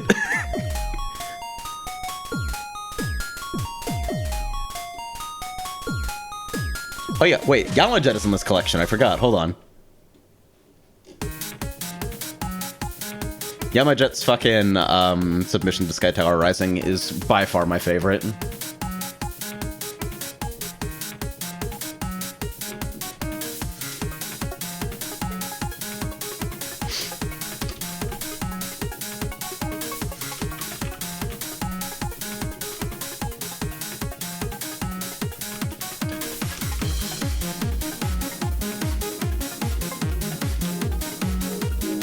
It actually makes a small amount of sense to do this.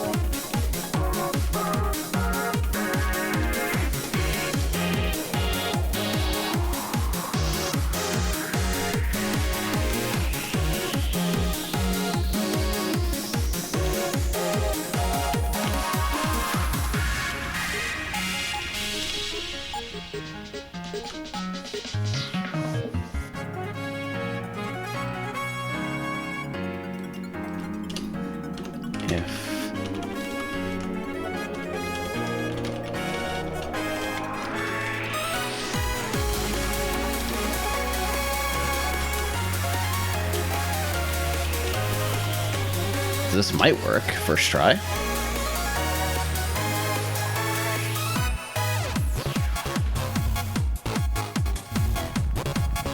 Ah, good start.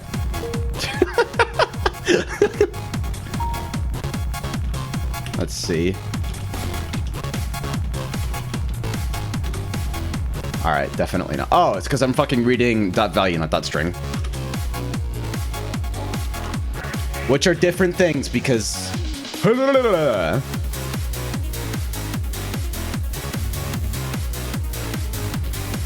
it says, even after changing the like 12 different macro values that were for the same thing, it still seg faulted, so I wiped the container.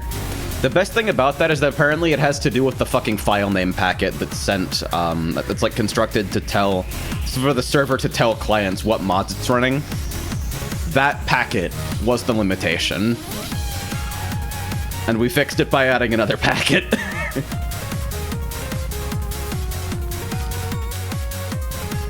The stalls are worrying me. Hey! Neat.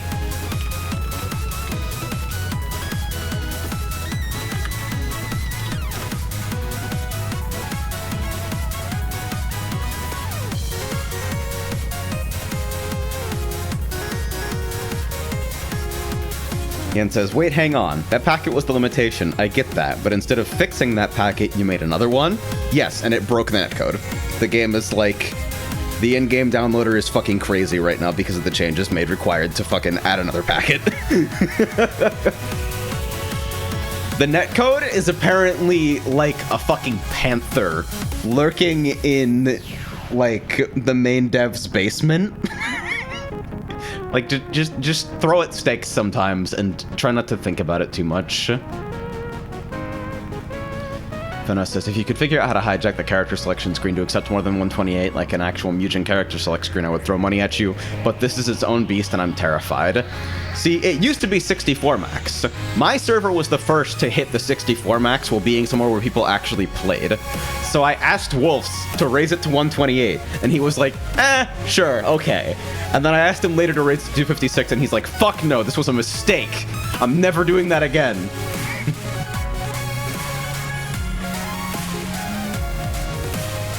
So there's that. Alright, so I'm gonna step away for a second. I'll be back in like a minute or two. Stand by.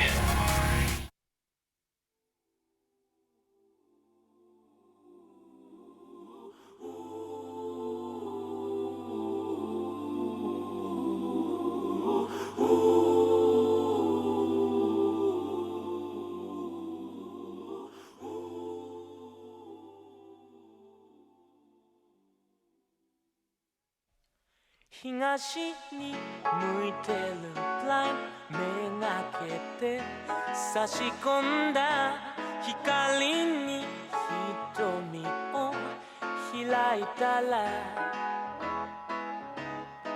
昨日の暗闇を濡らしてた雨音かすかに思い出して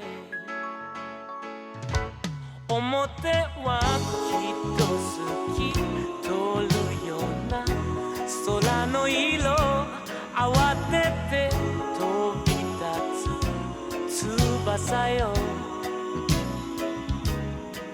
こんな朝のような心になれそうな Morning Glory 輝きよ Heavenly 浴びせかける Softly 消えゆく悲しみ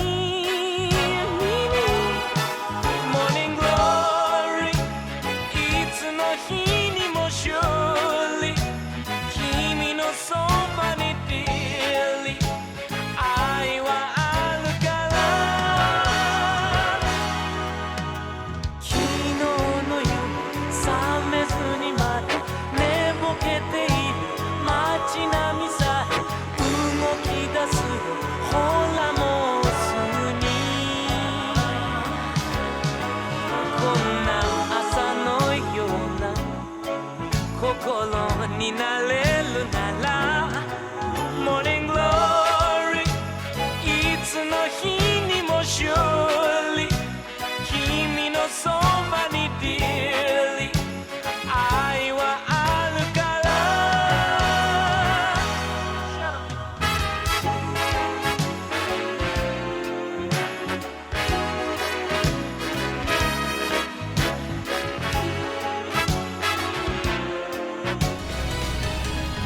Alright, I come back to fucking Bayonetta. Okay.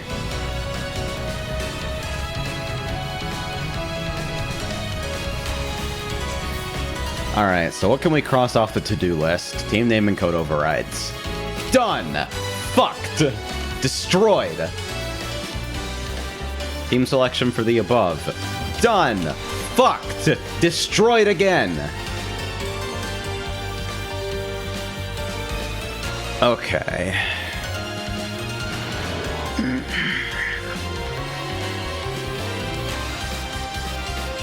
It says, speaking of destroyed, you know, I still have that fucking file sitting around here. Fucking, there's this OGG file sitting in my goddamn downloads folder.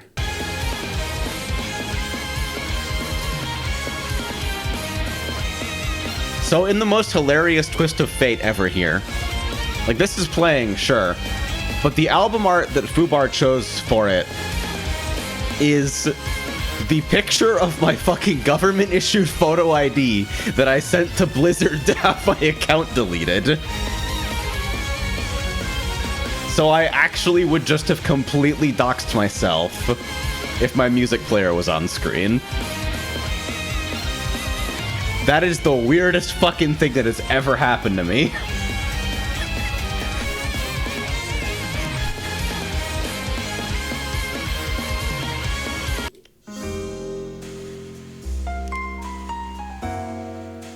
Kaze, when are you switching to MPD?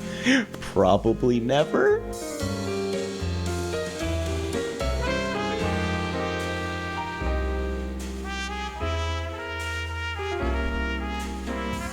Let's just fucking, let's just rename this really quickly so that it's no longer a fucking recognizable image.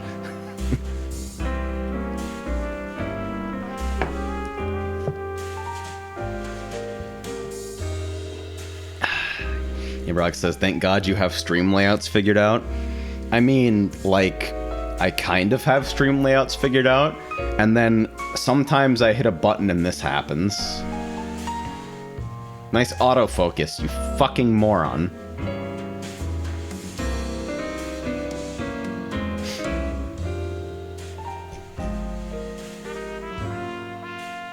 Alright, so maybe the next functionality related thing that I should tackle is set tracking.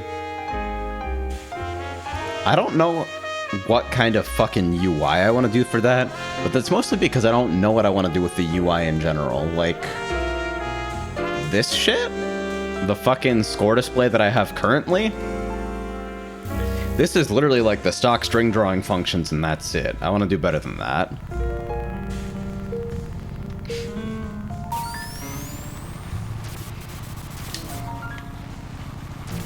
At the very least, I want to figure out how Battle Plus is fucking grabbing the large font used in like the free play display and use that.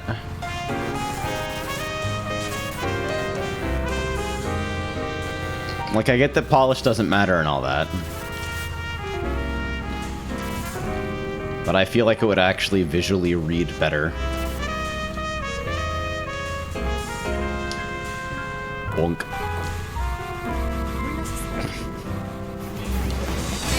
Hey, thanks, Envy.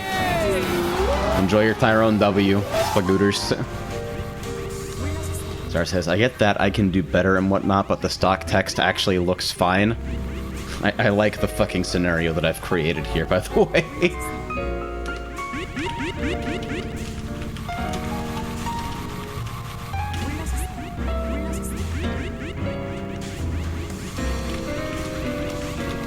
Just testing to make sure that nothing broke while I wasn't looking. Actually, hold on. Pumpkin might be a better blue color. Like, if the default colorblind friendly palette, the high contrast palette. I think, like, Jaws and Pumpkin might actually be better than what I was using previously.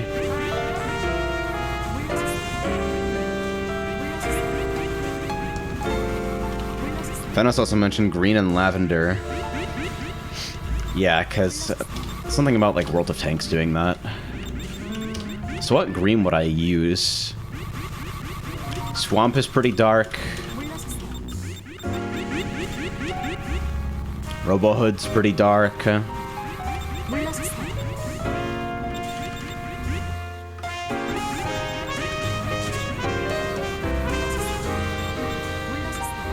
Maybe, like...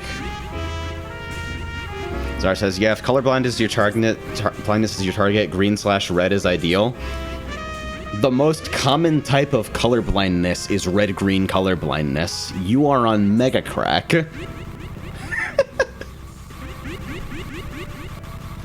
Red-green is good for high contrast. It's not good for accessibility.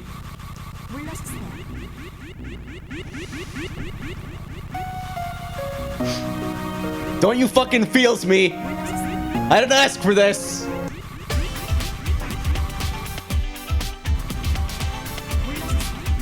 Yeah, red-green is most common form, followed by blue-yellow.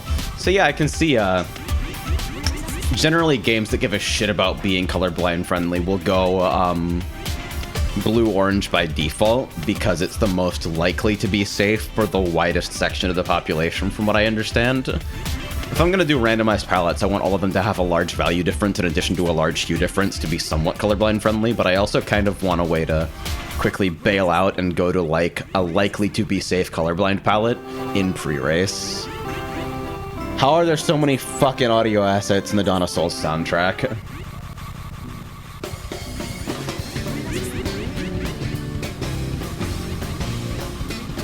Zar says Archaea does yellow-red. It does yellow-blue. Hello?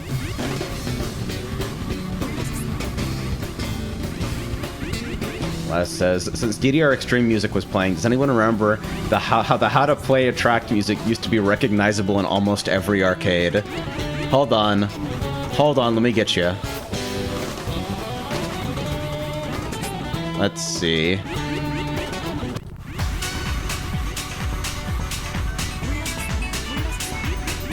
Yeah!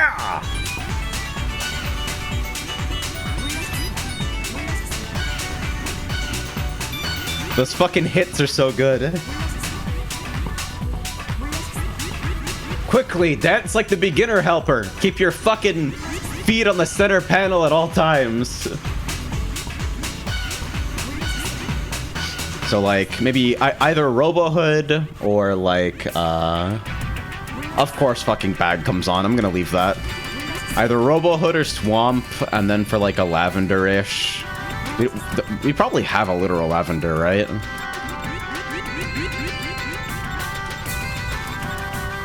Yeah, we have a lavender. Maybe pastel would be higher contrast, though, because this lavender is actually kind of dark.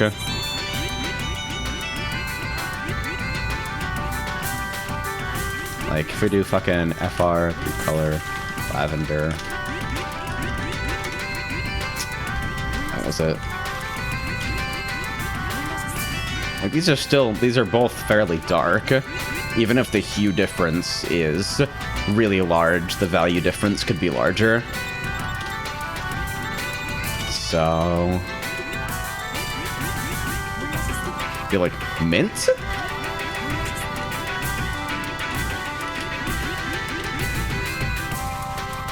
And then, like, put everybody back on the starting line so they're not fucking falling over constantly.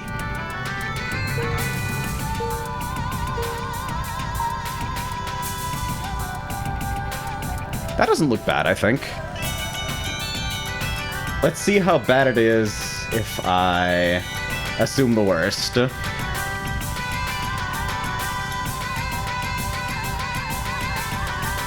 Yeah. It's a bit rough. To be fair, Eve doesn't have a lot of the fucking identifying color honor in the first place, but... It just says, this is the red-green colorblind test if you can't see the number. I know exactly what fucking image this is. Troll colorblind tests make me really happy.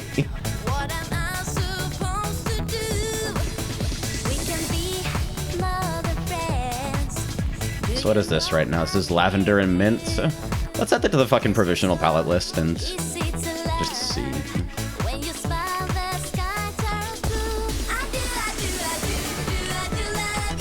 I like how we're still on the DDR Extreme soundtrack and I'm just not switching away. White Black sucked, by the way, so I have to fucking remove that shit.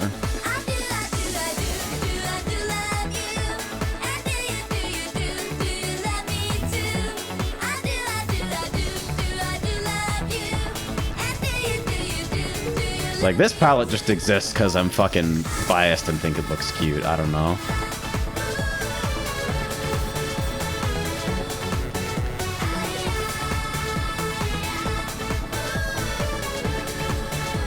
And says, white and black together sucked. Tyrone Summers 2019. Shit. Anybody else here hate women and minorities? Bottom text. I'm gonna go my way! Go in for you, mother! Let's go! I think this is part of the fucking continuous mix, and so it's going to look like it's going to sound like shit because the fucking announcer will not shut up. Let's see.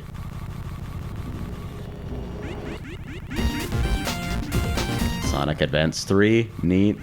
Shadowbringers. Oh, hey, it's Merry Nightmare.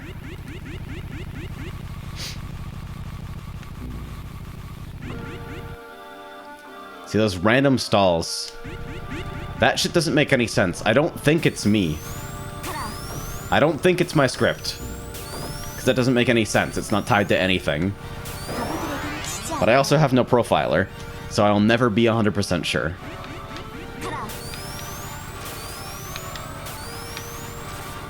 Nicole says, why does the item icon flip like that? Actually, this is a great time to explore what the fucking default behavior of that is like. Let's go to a battle map where everyone can easily fucking get together. So literally anything except all of the things that I have not... Fine, municipal metal. Because battle has the hardcode implementation of the item overhead stuff.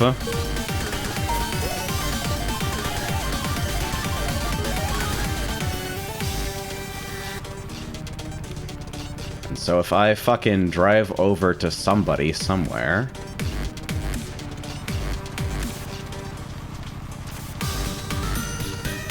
Where are you fucks? Do they not work in split screen? Are they not a thing in split screen? Oh my god, okay.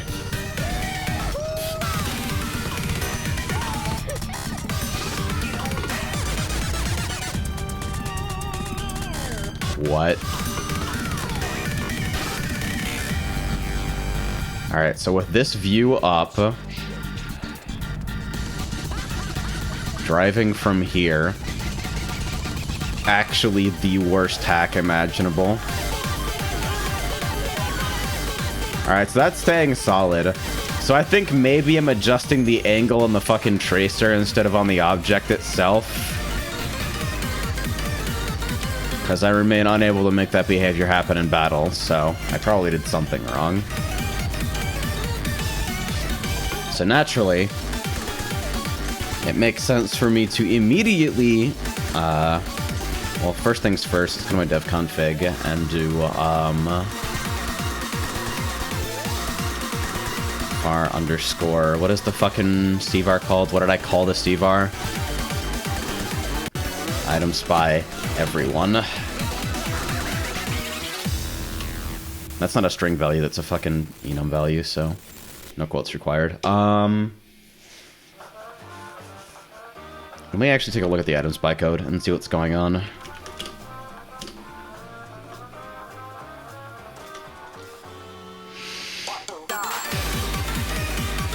Dot angle. Let's look for that.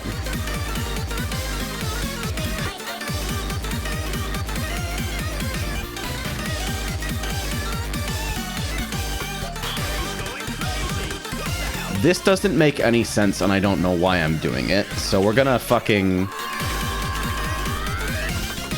comment it out and see if these mysteriously fucking become, like, made of paper or something.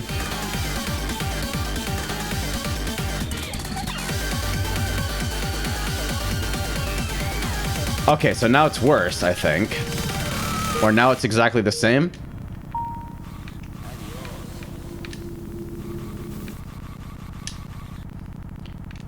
Yeah, alright, so it's just the fucking sprite in the tracer, I think, has an orientation.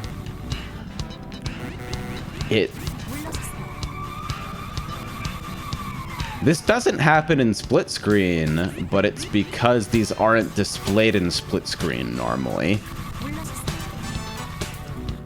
So real quickly...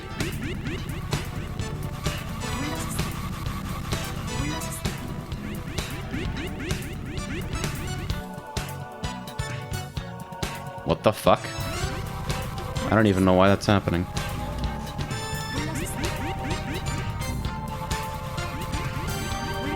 Okay, so you are P2. Just gonna fucking pull you down here.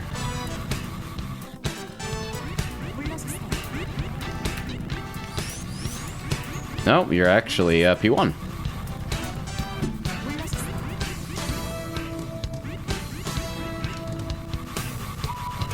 Okay, so they're actually not flipping in,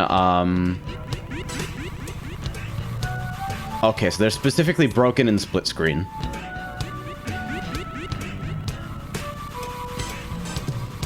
At least that seems to be what's happening. Typically, if I'm not running in a debug mode, these don't even display in split screen. Because the assumption is that you're peeking your fucking friends by looking at the item box that's on your screen.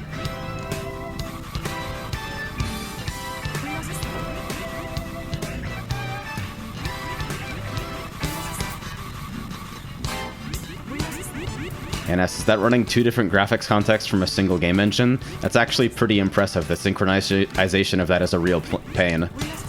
This window is a 5th player spectating player 1.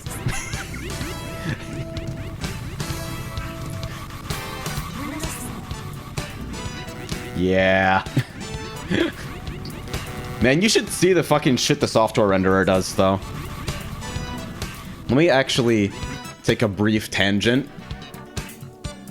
And let me open up Kart in software renderer mode. Just to make a point.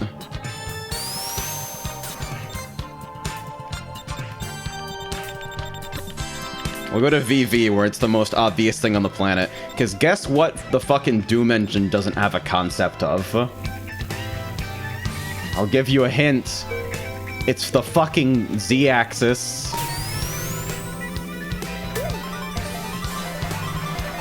Woo!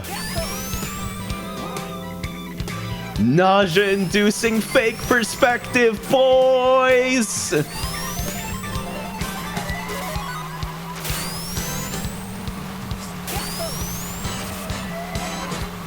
Ugh.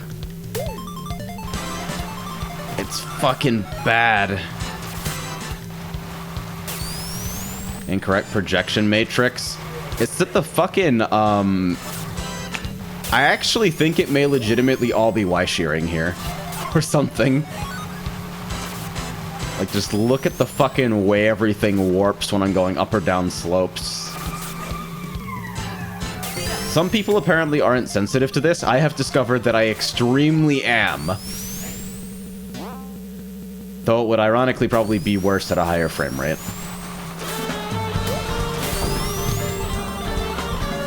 By the way, this is the worst cut in the game.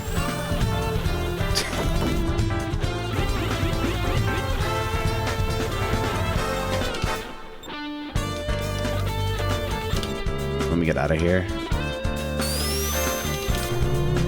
Remember, I guess, is that a cut? If you take it at the right angle, yes. The staff ghost used it, yep. I saw it from the current, all tracks, no major skips world record, but that's because I play with Ghosts Off XD.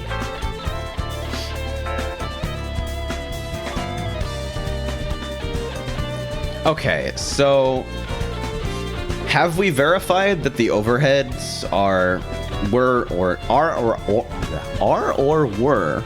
only broken in split screen?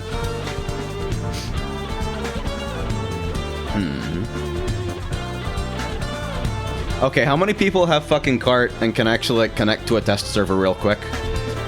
I might load this onto the event server real quick and see if there are any horrible unresolved issues.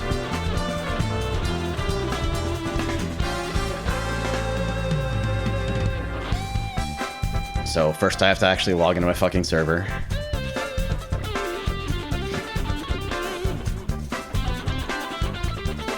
How convenient. It went back to the fucking directory I was last working in. How nice of you. Mod T underscore B3.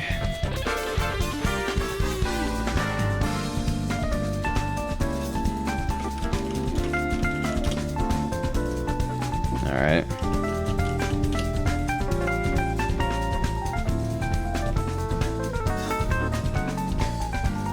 says, overparsing cart showing time spent in first and number of players hit with items / bumped win.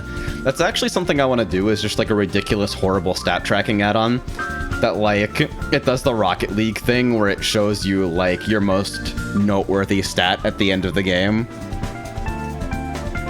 Like, fucking hit by the slowest moving item. Shit like that.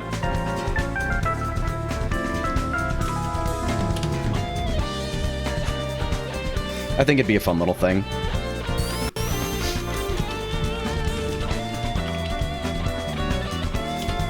Anyway, you shouldn't need the Sliptide files. You should only need fr_debug off. Elevate fr_debug off. fr_min players 4.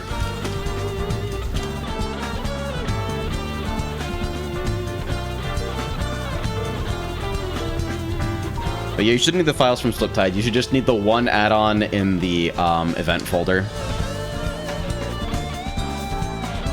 And then need like 4 for this.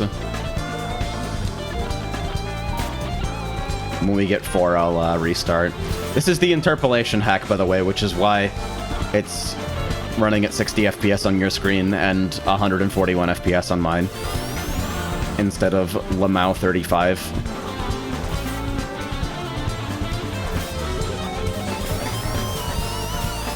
Kaze says, more programming streams. Yenshut says, I enjoy this form of shouting at video games more, I must admit.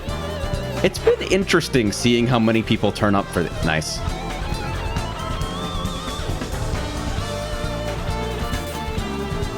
I might put out a call to action in another server.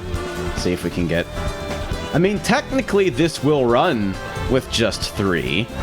I can't guarantee that it will fucking work or, like, be interesting, but in players 3... Go to fucking... Oh, there we go. So let me restart the map real quick. Actually, you need to be queued up to join the game first, which hopefully you are.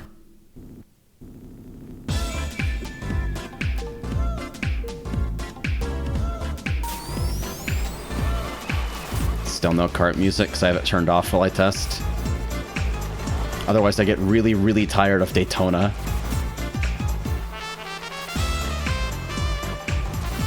Oh, why did you do this?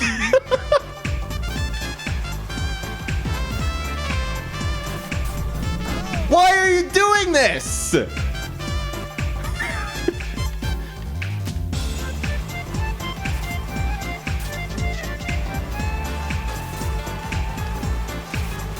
So nothing broken just yet.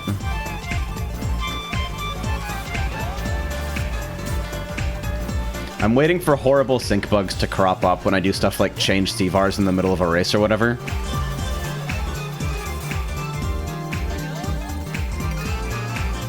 Mostly I'm just hoping that exit conditions remain stable. Like, the exit behavior is by far the most fragile part of this, because it's effectively preempting the game's default behavior.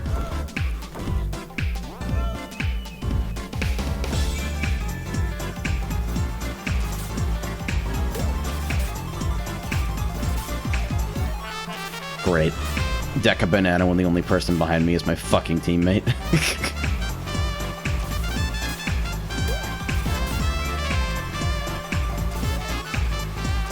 Yanas, AJ, when is your resident C++ programmer gonna finish your 7D fighting game?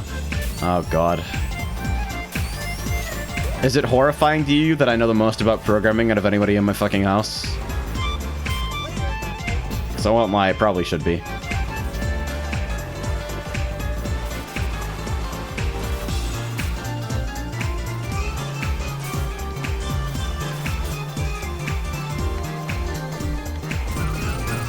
Nope. Wait, did I hit? Oh my god. His ass wasn't West learning C++. Yeah, he's still tackling it. Oh god, we're dead. We're dead! No fatal? No fatal? No fatal? Oh my god. Alright, let's see if fatal exit conditions work correctly.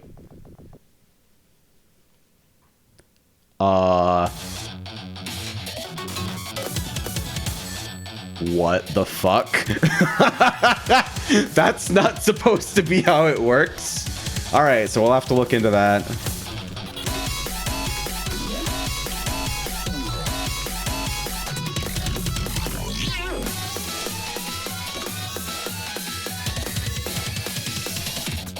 That's really strange.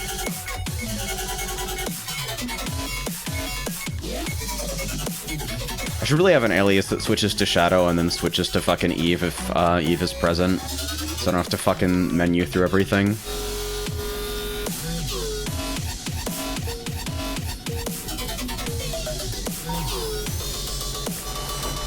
Alright, no like catastrophic sync errors or anything when I change names. And thank God, because those should only be cosmetic.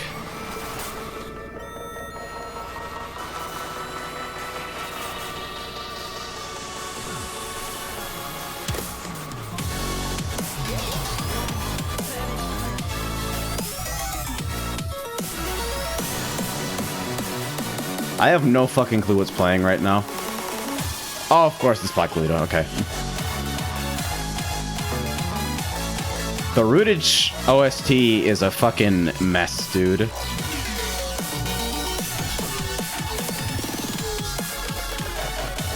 Ian says, if this is Doom, does this mean that if you managed to chain bounce on objects that bounced you, you could strafe jump? You can kind of do this because it lets you hold your drift in the air. But, like, this is Doom is kind of a weird statement to fucking make. Just because, like, so little Doom behavior remains. Sonic Robo Blast 2 is a hilariously hacked out version of Doom Legacy where almost all of the internals have been scooped out and replaced with Sonic shit. It's fucking confusing. This is not music. Yeah, when I said Cassiopeia was overrepresented on this fucking playlist. Bump. Did you get fucking SP beat on the spot? No, you bastard! No! Okay, so I still got finished text, so I guess when you're eliminated last, I still need to set that flag. It is correctly tracking the winner in that case.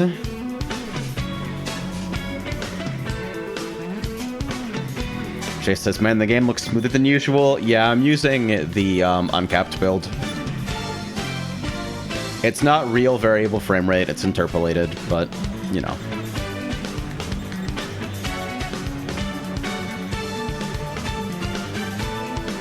I still think there's something weird about returning fucking colors. Maybe I need to do it in the intermission thinker.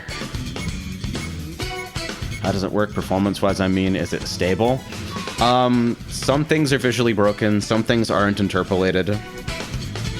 Generally speaking, I think it's a fine build for general play, but there's some stuff like HUD running way too fast, screwing up certain flavors of timers, stuff like that. When you say it's interpolated, you don't mean the actual graphics are interpolated, right? No, it's like fucking camera position and object position. No, they're not just running fucking SVP on the fucking viewport.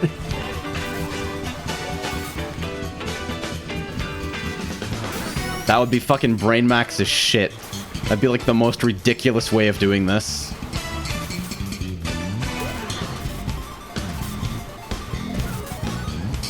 Oh. God damn it. James asks, this is uncapped or Fickles? This is uncapped. Fickles build has gotten better for me, but I probably placeboing myself, but I swear it has like slightly worse frame pacing or something. F-Kart has a lot of neat fixes in it too. I hate feeling pulled between F-Kart, Bird, and Uncapped. Won't someone save me from the burden of choice?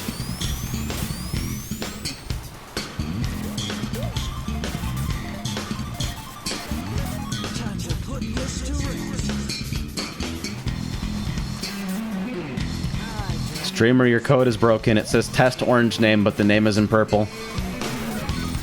No, none of that. Oh. Great.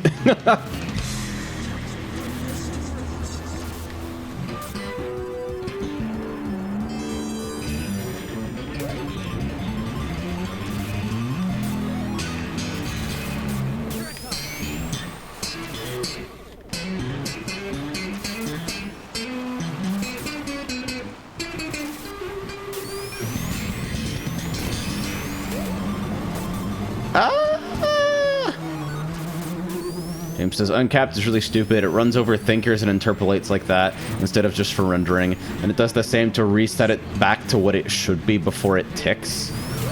What the fuck? Oh, dear. So I want to actually fucking try and fatal here so I can see whether the fuckery is still happening.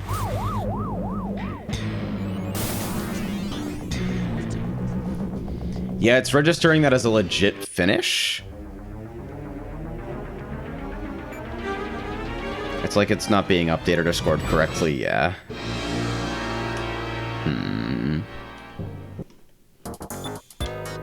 Hell yeah.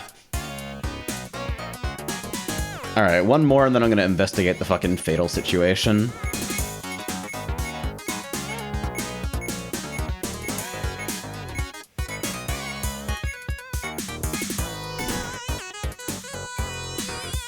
Of course. Actually, no. No. No.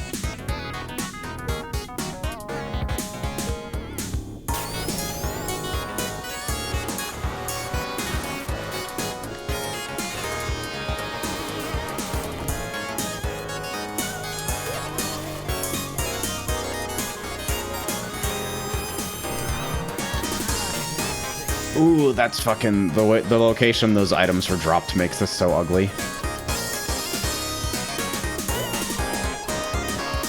Okay, so which EXE would you recommend between all of them? If you're like me and you have, like, motion sensitivity issues that get better at high frame rate, then either F-Card or Uncapped, depending on which one is easier for you to get access to. Otherwise, Bird. Because neither version's interpolation is perfect. Aw, I missed the pad. Would have been smarter to hold that fucking shoe for the meme cut anyway.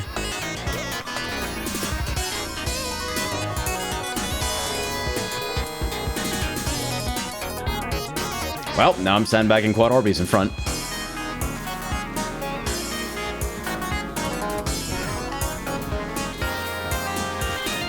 And of course, Laz is ahead after taking the meme cut, which is amazing.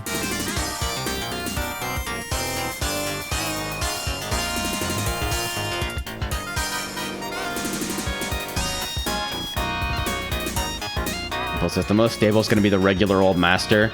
Bird runs very close to Master. It basically only has, like, small feature updates, and otherwise it tracks Master. That's, like... It's basically, at this point, James's ideal, like, 1.1.1. I wonder if I can take this with Girl.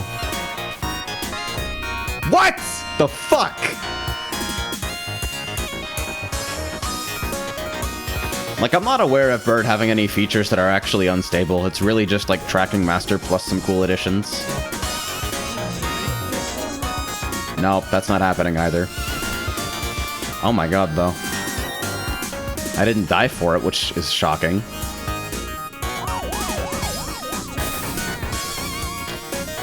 Okay, so Fatals are busted. Wait, except they're not?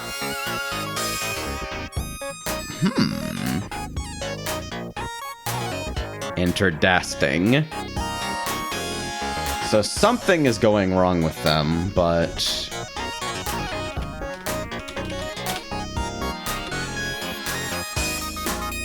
Alright, I'm gonna leave this thing tracking debug and see if I can get a fucking fucked up fatal and get debug print from that.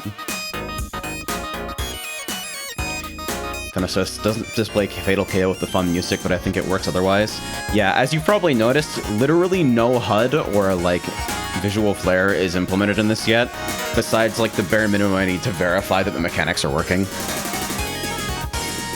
Mostly because I fucking suck at designing HUD, but also because, like, the focus of this is making sure that feature updates are actually possible. Oh, this is in debug mode, so I gave us 99 rocket sneakers. Well, this should be fun.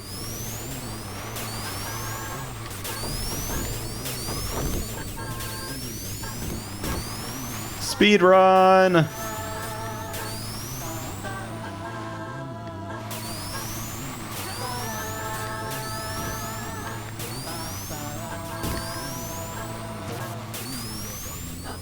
Jay says, the only way to get the uncapped build is via compiling / asking someone else with it at this point, right? Yeah. James is a guide on how to compile. My understanding is that it really is not actually that difficult.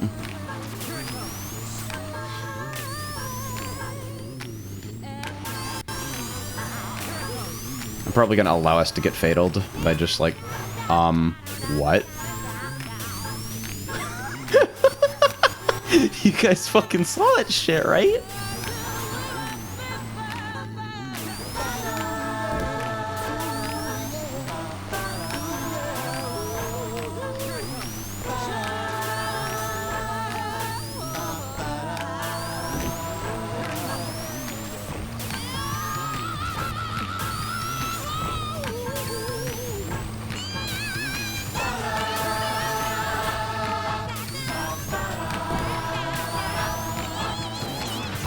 Oh, I didn't let us fatal. Shit.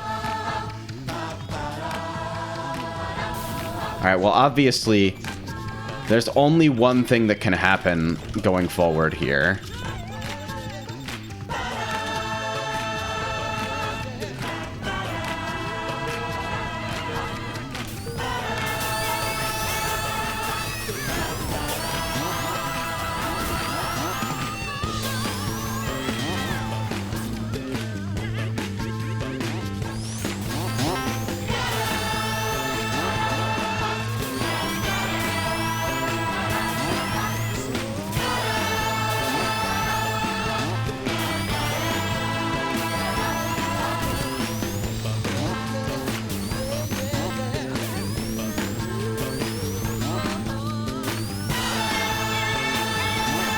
The brass is getting larger.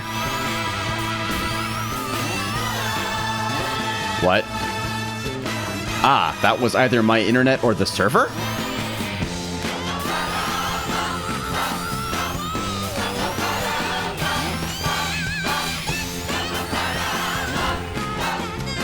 Oh, no bounce. Very sad.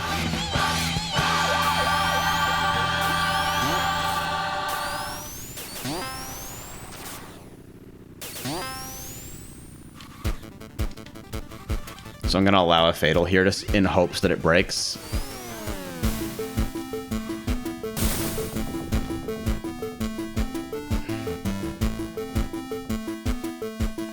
Okay, so yes, this is broken. We all got points for fucking winning. So that's... Let me take a look at that fucking log.txt and see if there's anything that clues me in as to why.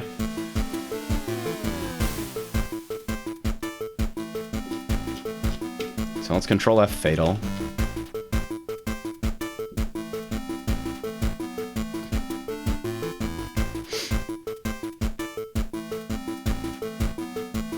Alright. So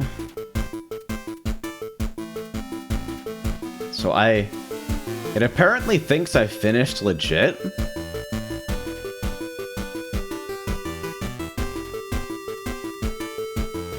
I think that's, no, I think that's correct. I think finished legit is the, yeah,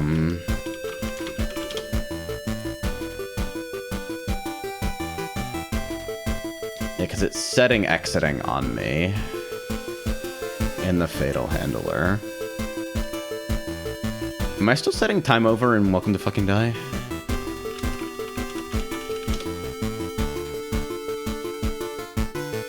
Yeah, I'm setting time over.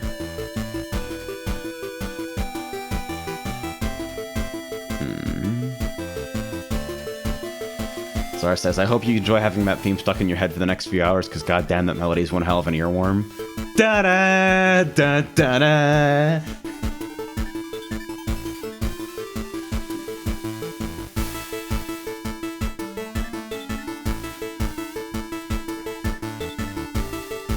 You know, I'll bet I know. No, it's setting lives to 0 as well. It's setting PF time over. It's blowing us up.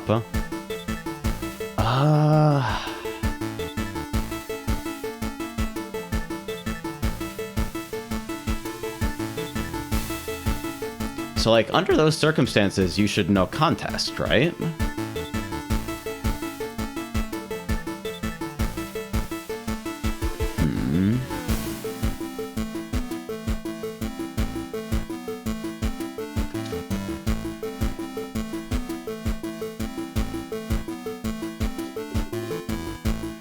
Was this a problem before, or did I regress? I have no idea, honestly. Anyway, let's look for fucking...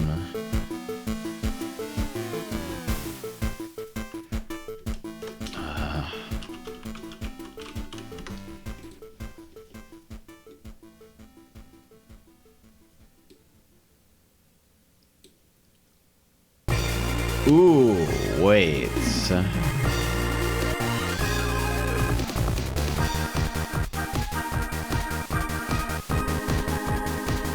Is this correct? Okay, hold on. Let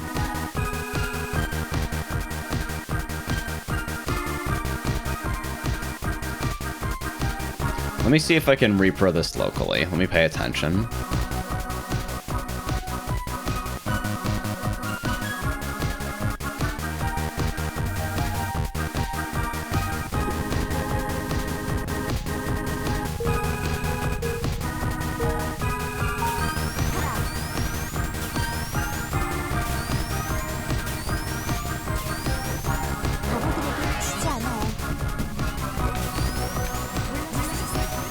James and Yen talking about interpolation. Scared.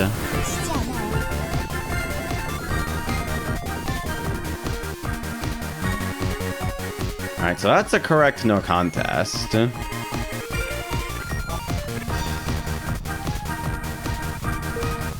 I'm going to try and sanity check myself.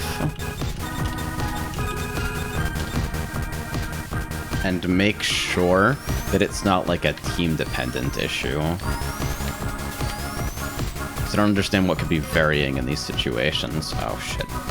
Numlaps 1.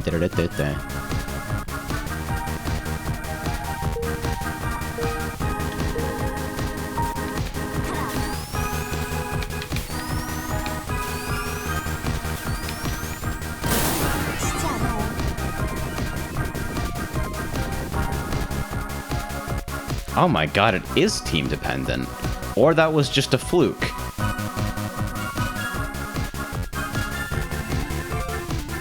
That could totally have just been a gigantic fluke. I threw my controller for no reason.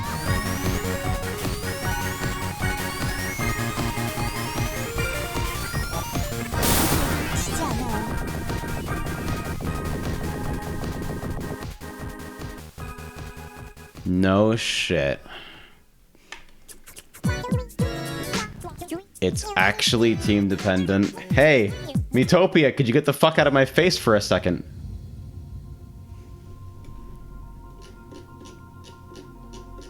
So twice is a pattern, right? So that means it's team dependent, obviously.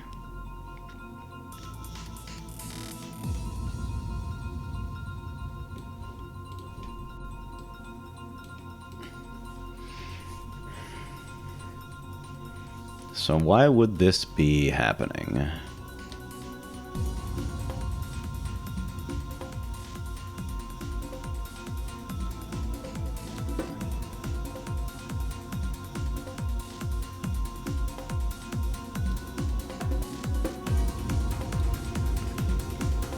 Okay, well, I can get this out. I can get this shit out of the iterator. There's no reason it needs to be in the iterator, but...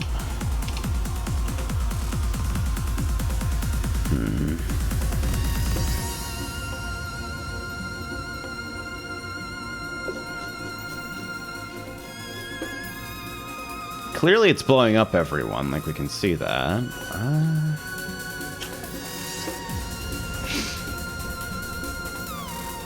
Alright, time to get, like, kind of particular debug print. Let me actually, since I no longer need 4 players for everything that's happening here, and it's faster to test fatals with 3, let me change so that it's launching with 3 split screen players by default.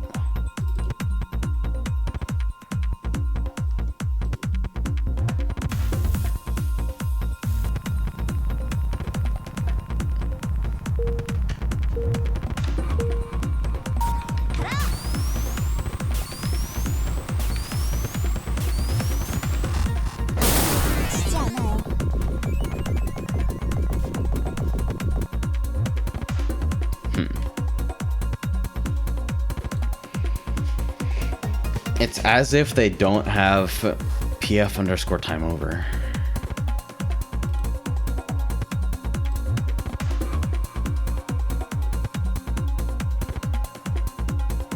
Zara asks, are you getting the Archaea OST albums? I can only get them physical, otherwise I would. I don't want to deal with physical.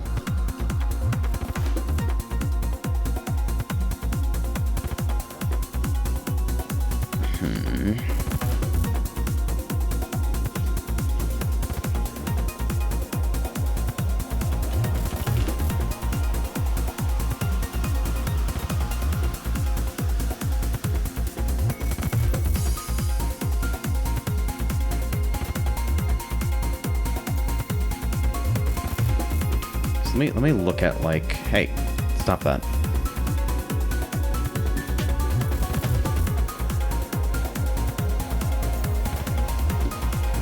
So let me manually engineer a situation where I can fatal on,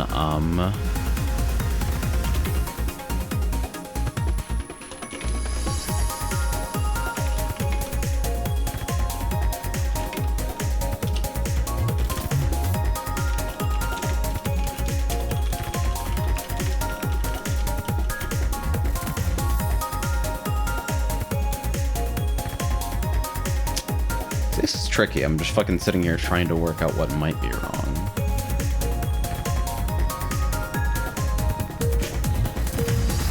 Hey, wait a minute.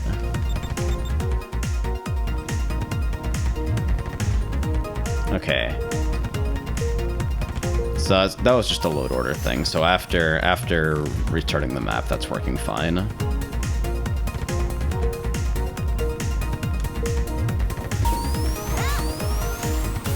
So if I one player fatal on blue team, or the equivalent of blue team.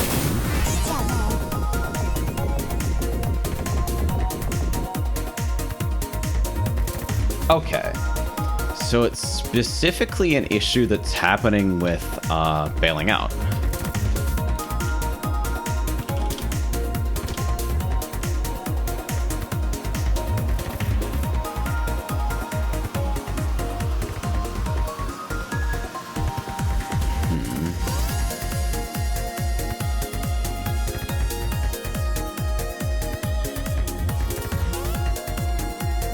Did I seriously type a 0 instead of an O?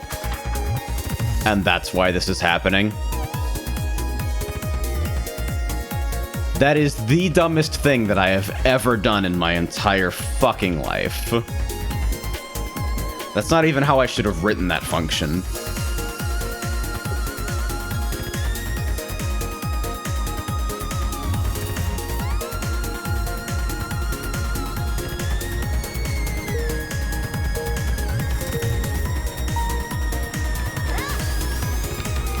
Now let's see.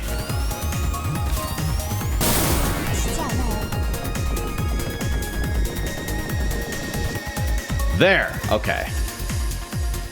Fixed. Easy clap. Damn, is that a dumb fuck thing to happen, though? Actually, hold on. So real quick, this was an issue with Old Friend Mod, where if everyone ended up on the same fucking team at the start of the game, then it would freak out and explode. Let's see if I've somehow fallen into the same trap here.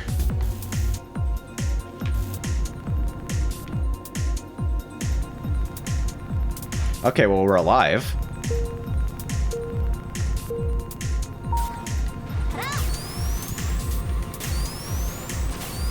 So this is allowed to happen even if, from a gameplay perspective, it's a completely meaningless state.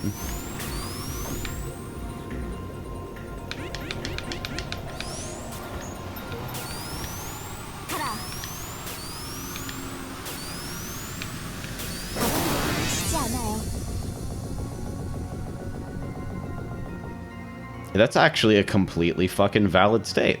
Nice.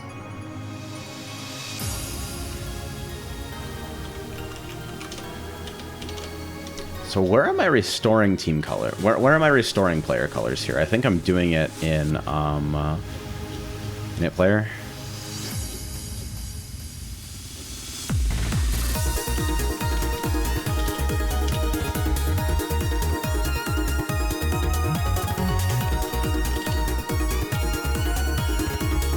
That's where I set old skin color.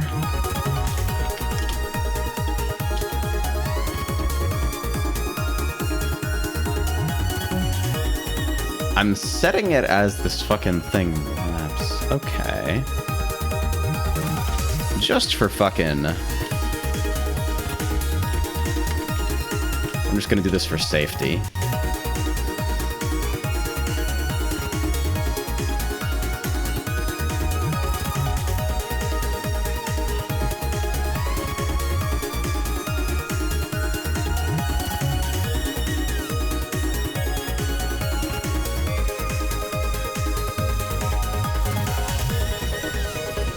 I legit no longer know what these fucking players are set to as their initial real colors.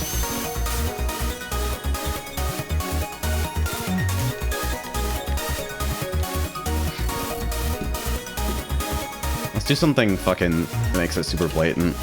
Color. What is a color that I can't fucking miss? Violet. Color 2, ultraviolet. Color 3, ultraviolet. Color 4, ultraviolet. This fucking editor is trying so hard to help me and I won't let it. Shout out to this running in the fucking attract mode demos, by the way.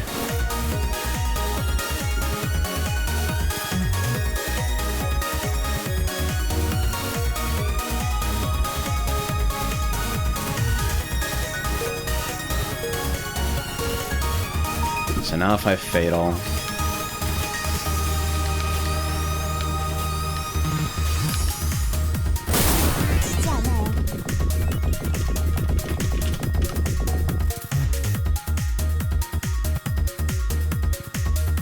What the fuck? 479. Oh, because there's no fucking MO anymore because they're dead and exploded. Nice. So it just bailed out of there instantly, and that's why that didn't work at all, I think.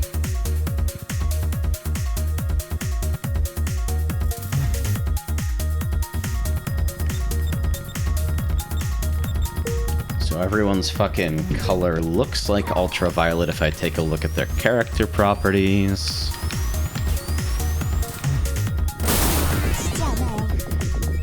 And on the results screen, should everyone appear as ultraviolet? What the fuck is going on there?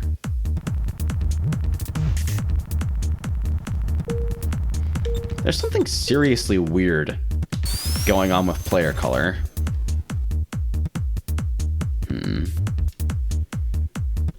Stand by for just a moment.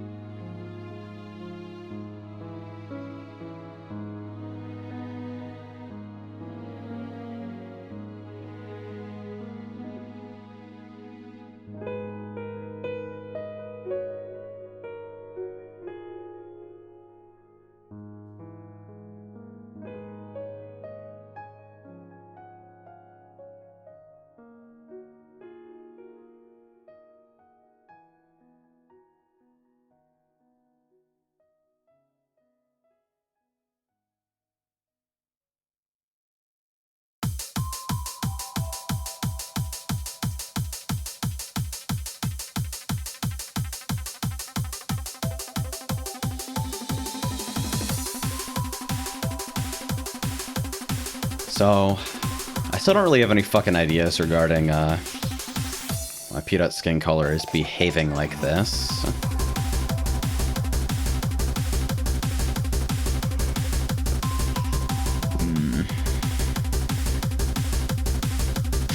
It's like everything here, clearly it's all ultraviolet. I can start a game with a Neo test track. Everybody's fucking orange, as they should be in this configuration. But, what the fuck? Something is fucking strange there. Oh, it's one lap, nice.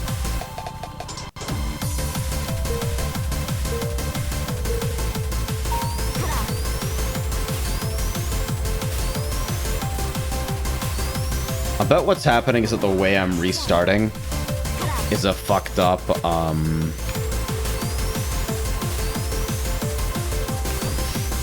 yeah, the way I'm restarting isn't even letting the fucking, color changer run. So the wrong values are getting stored. Like, these are abnormal exits, sure, but the script needs to account for this. How am I doing it over here? How did I used to do it? Okay, like in map load, we store that fucking value. In the intermission thinker, we restore colors.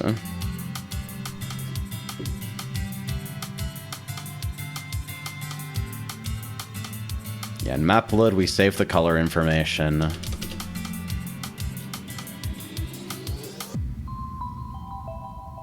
If I can double check that the color information is there. If somebody like hot joined or something.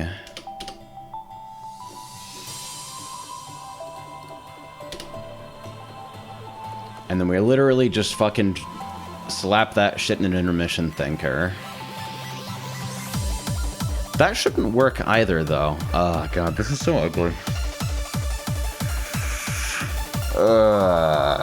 Maybe changing p.skin color is the wrong way. Maybe I should only be changing MO and then be running like a mob thinker that for the relevant attack items just checks the color of source and sets itself to the right color that way. That's probably the cleaner way. It means that teams aren't obvious when, like, if people are chatting mid-game, then their chat won't come out team colored unless I also do something to replace fucking player message. And I mean, I could do that. I could be like, okay, so if a team's race is going, then let's intercept player message, and instead of letting the game receive the message, let's instead chat print something that looks like what the game would have spit out if it had received the message, just with our custom formatting. And that could happen?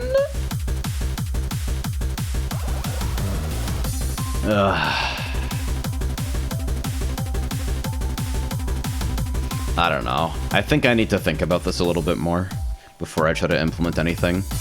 And I'm starting to get the feeling that I should burn my computer, which is usually a pretty solid indicator that I should step away for a bit. So I'll see you guys later, I think. Gonna fucking do some hard thinking about how to design the rest of this. Thanks for coming along.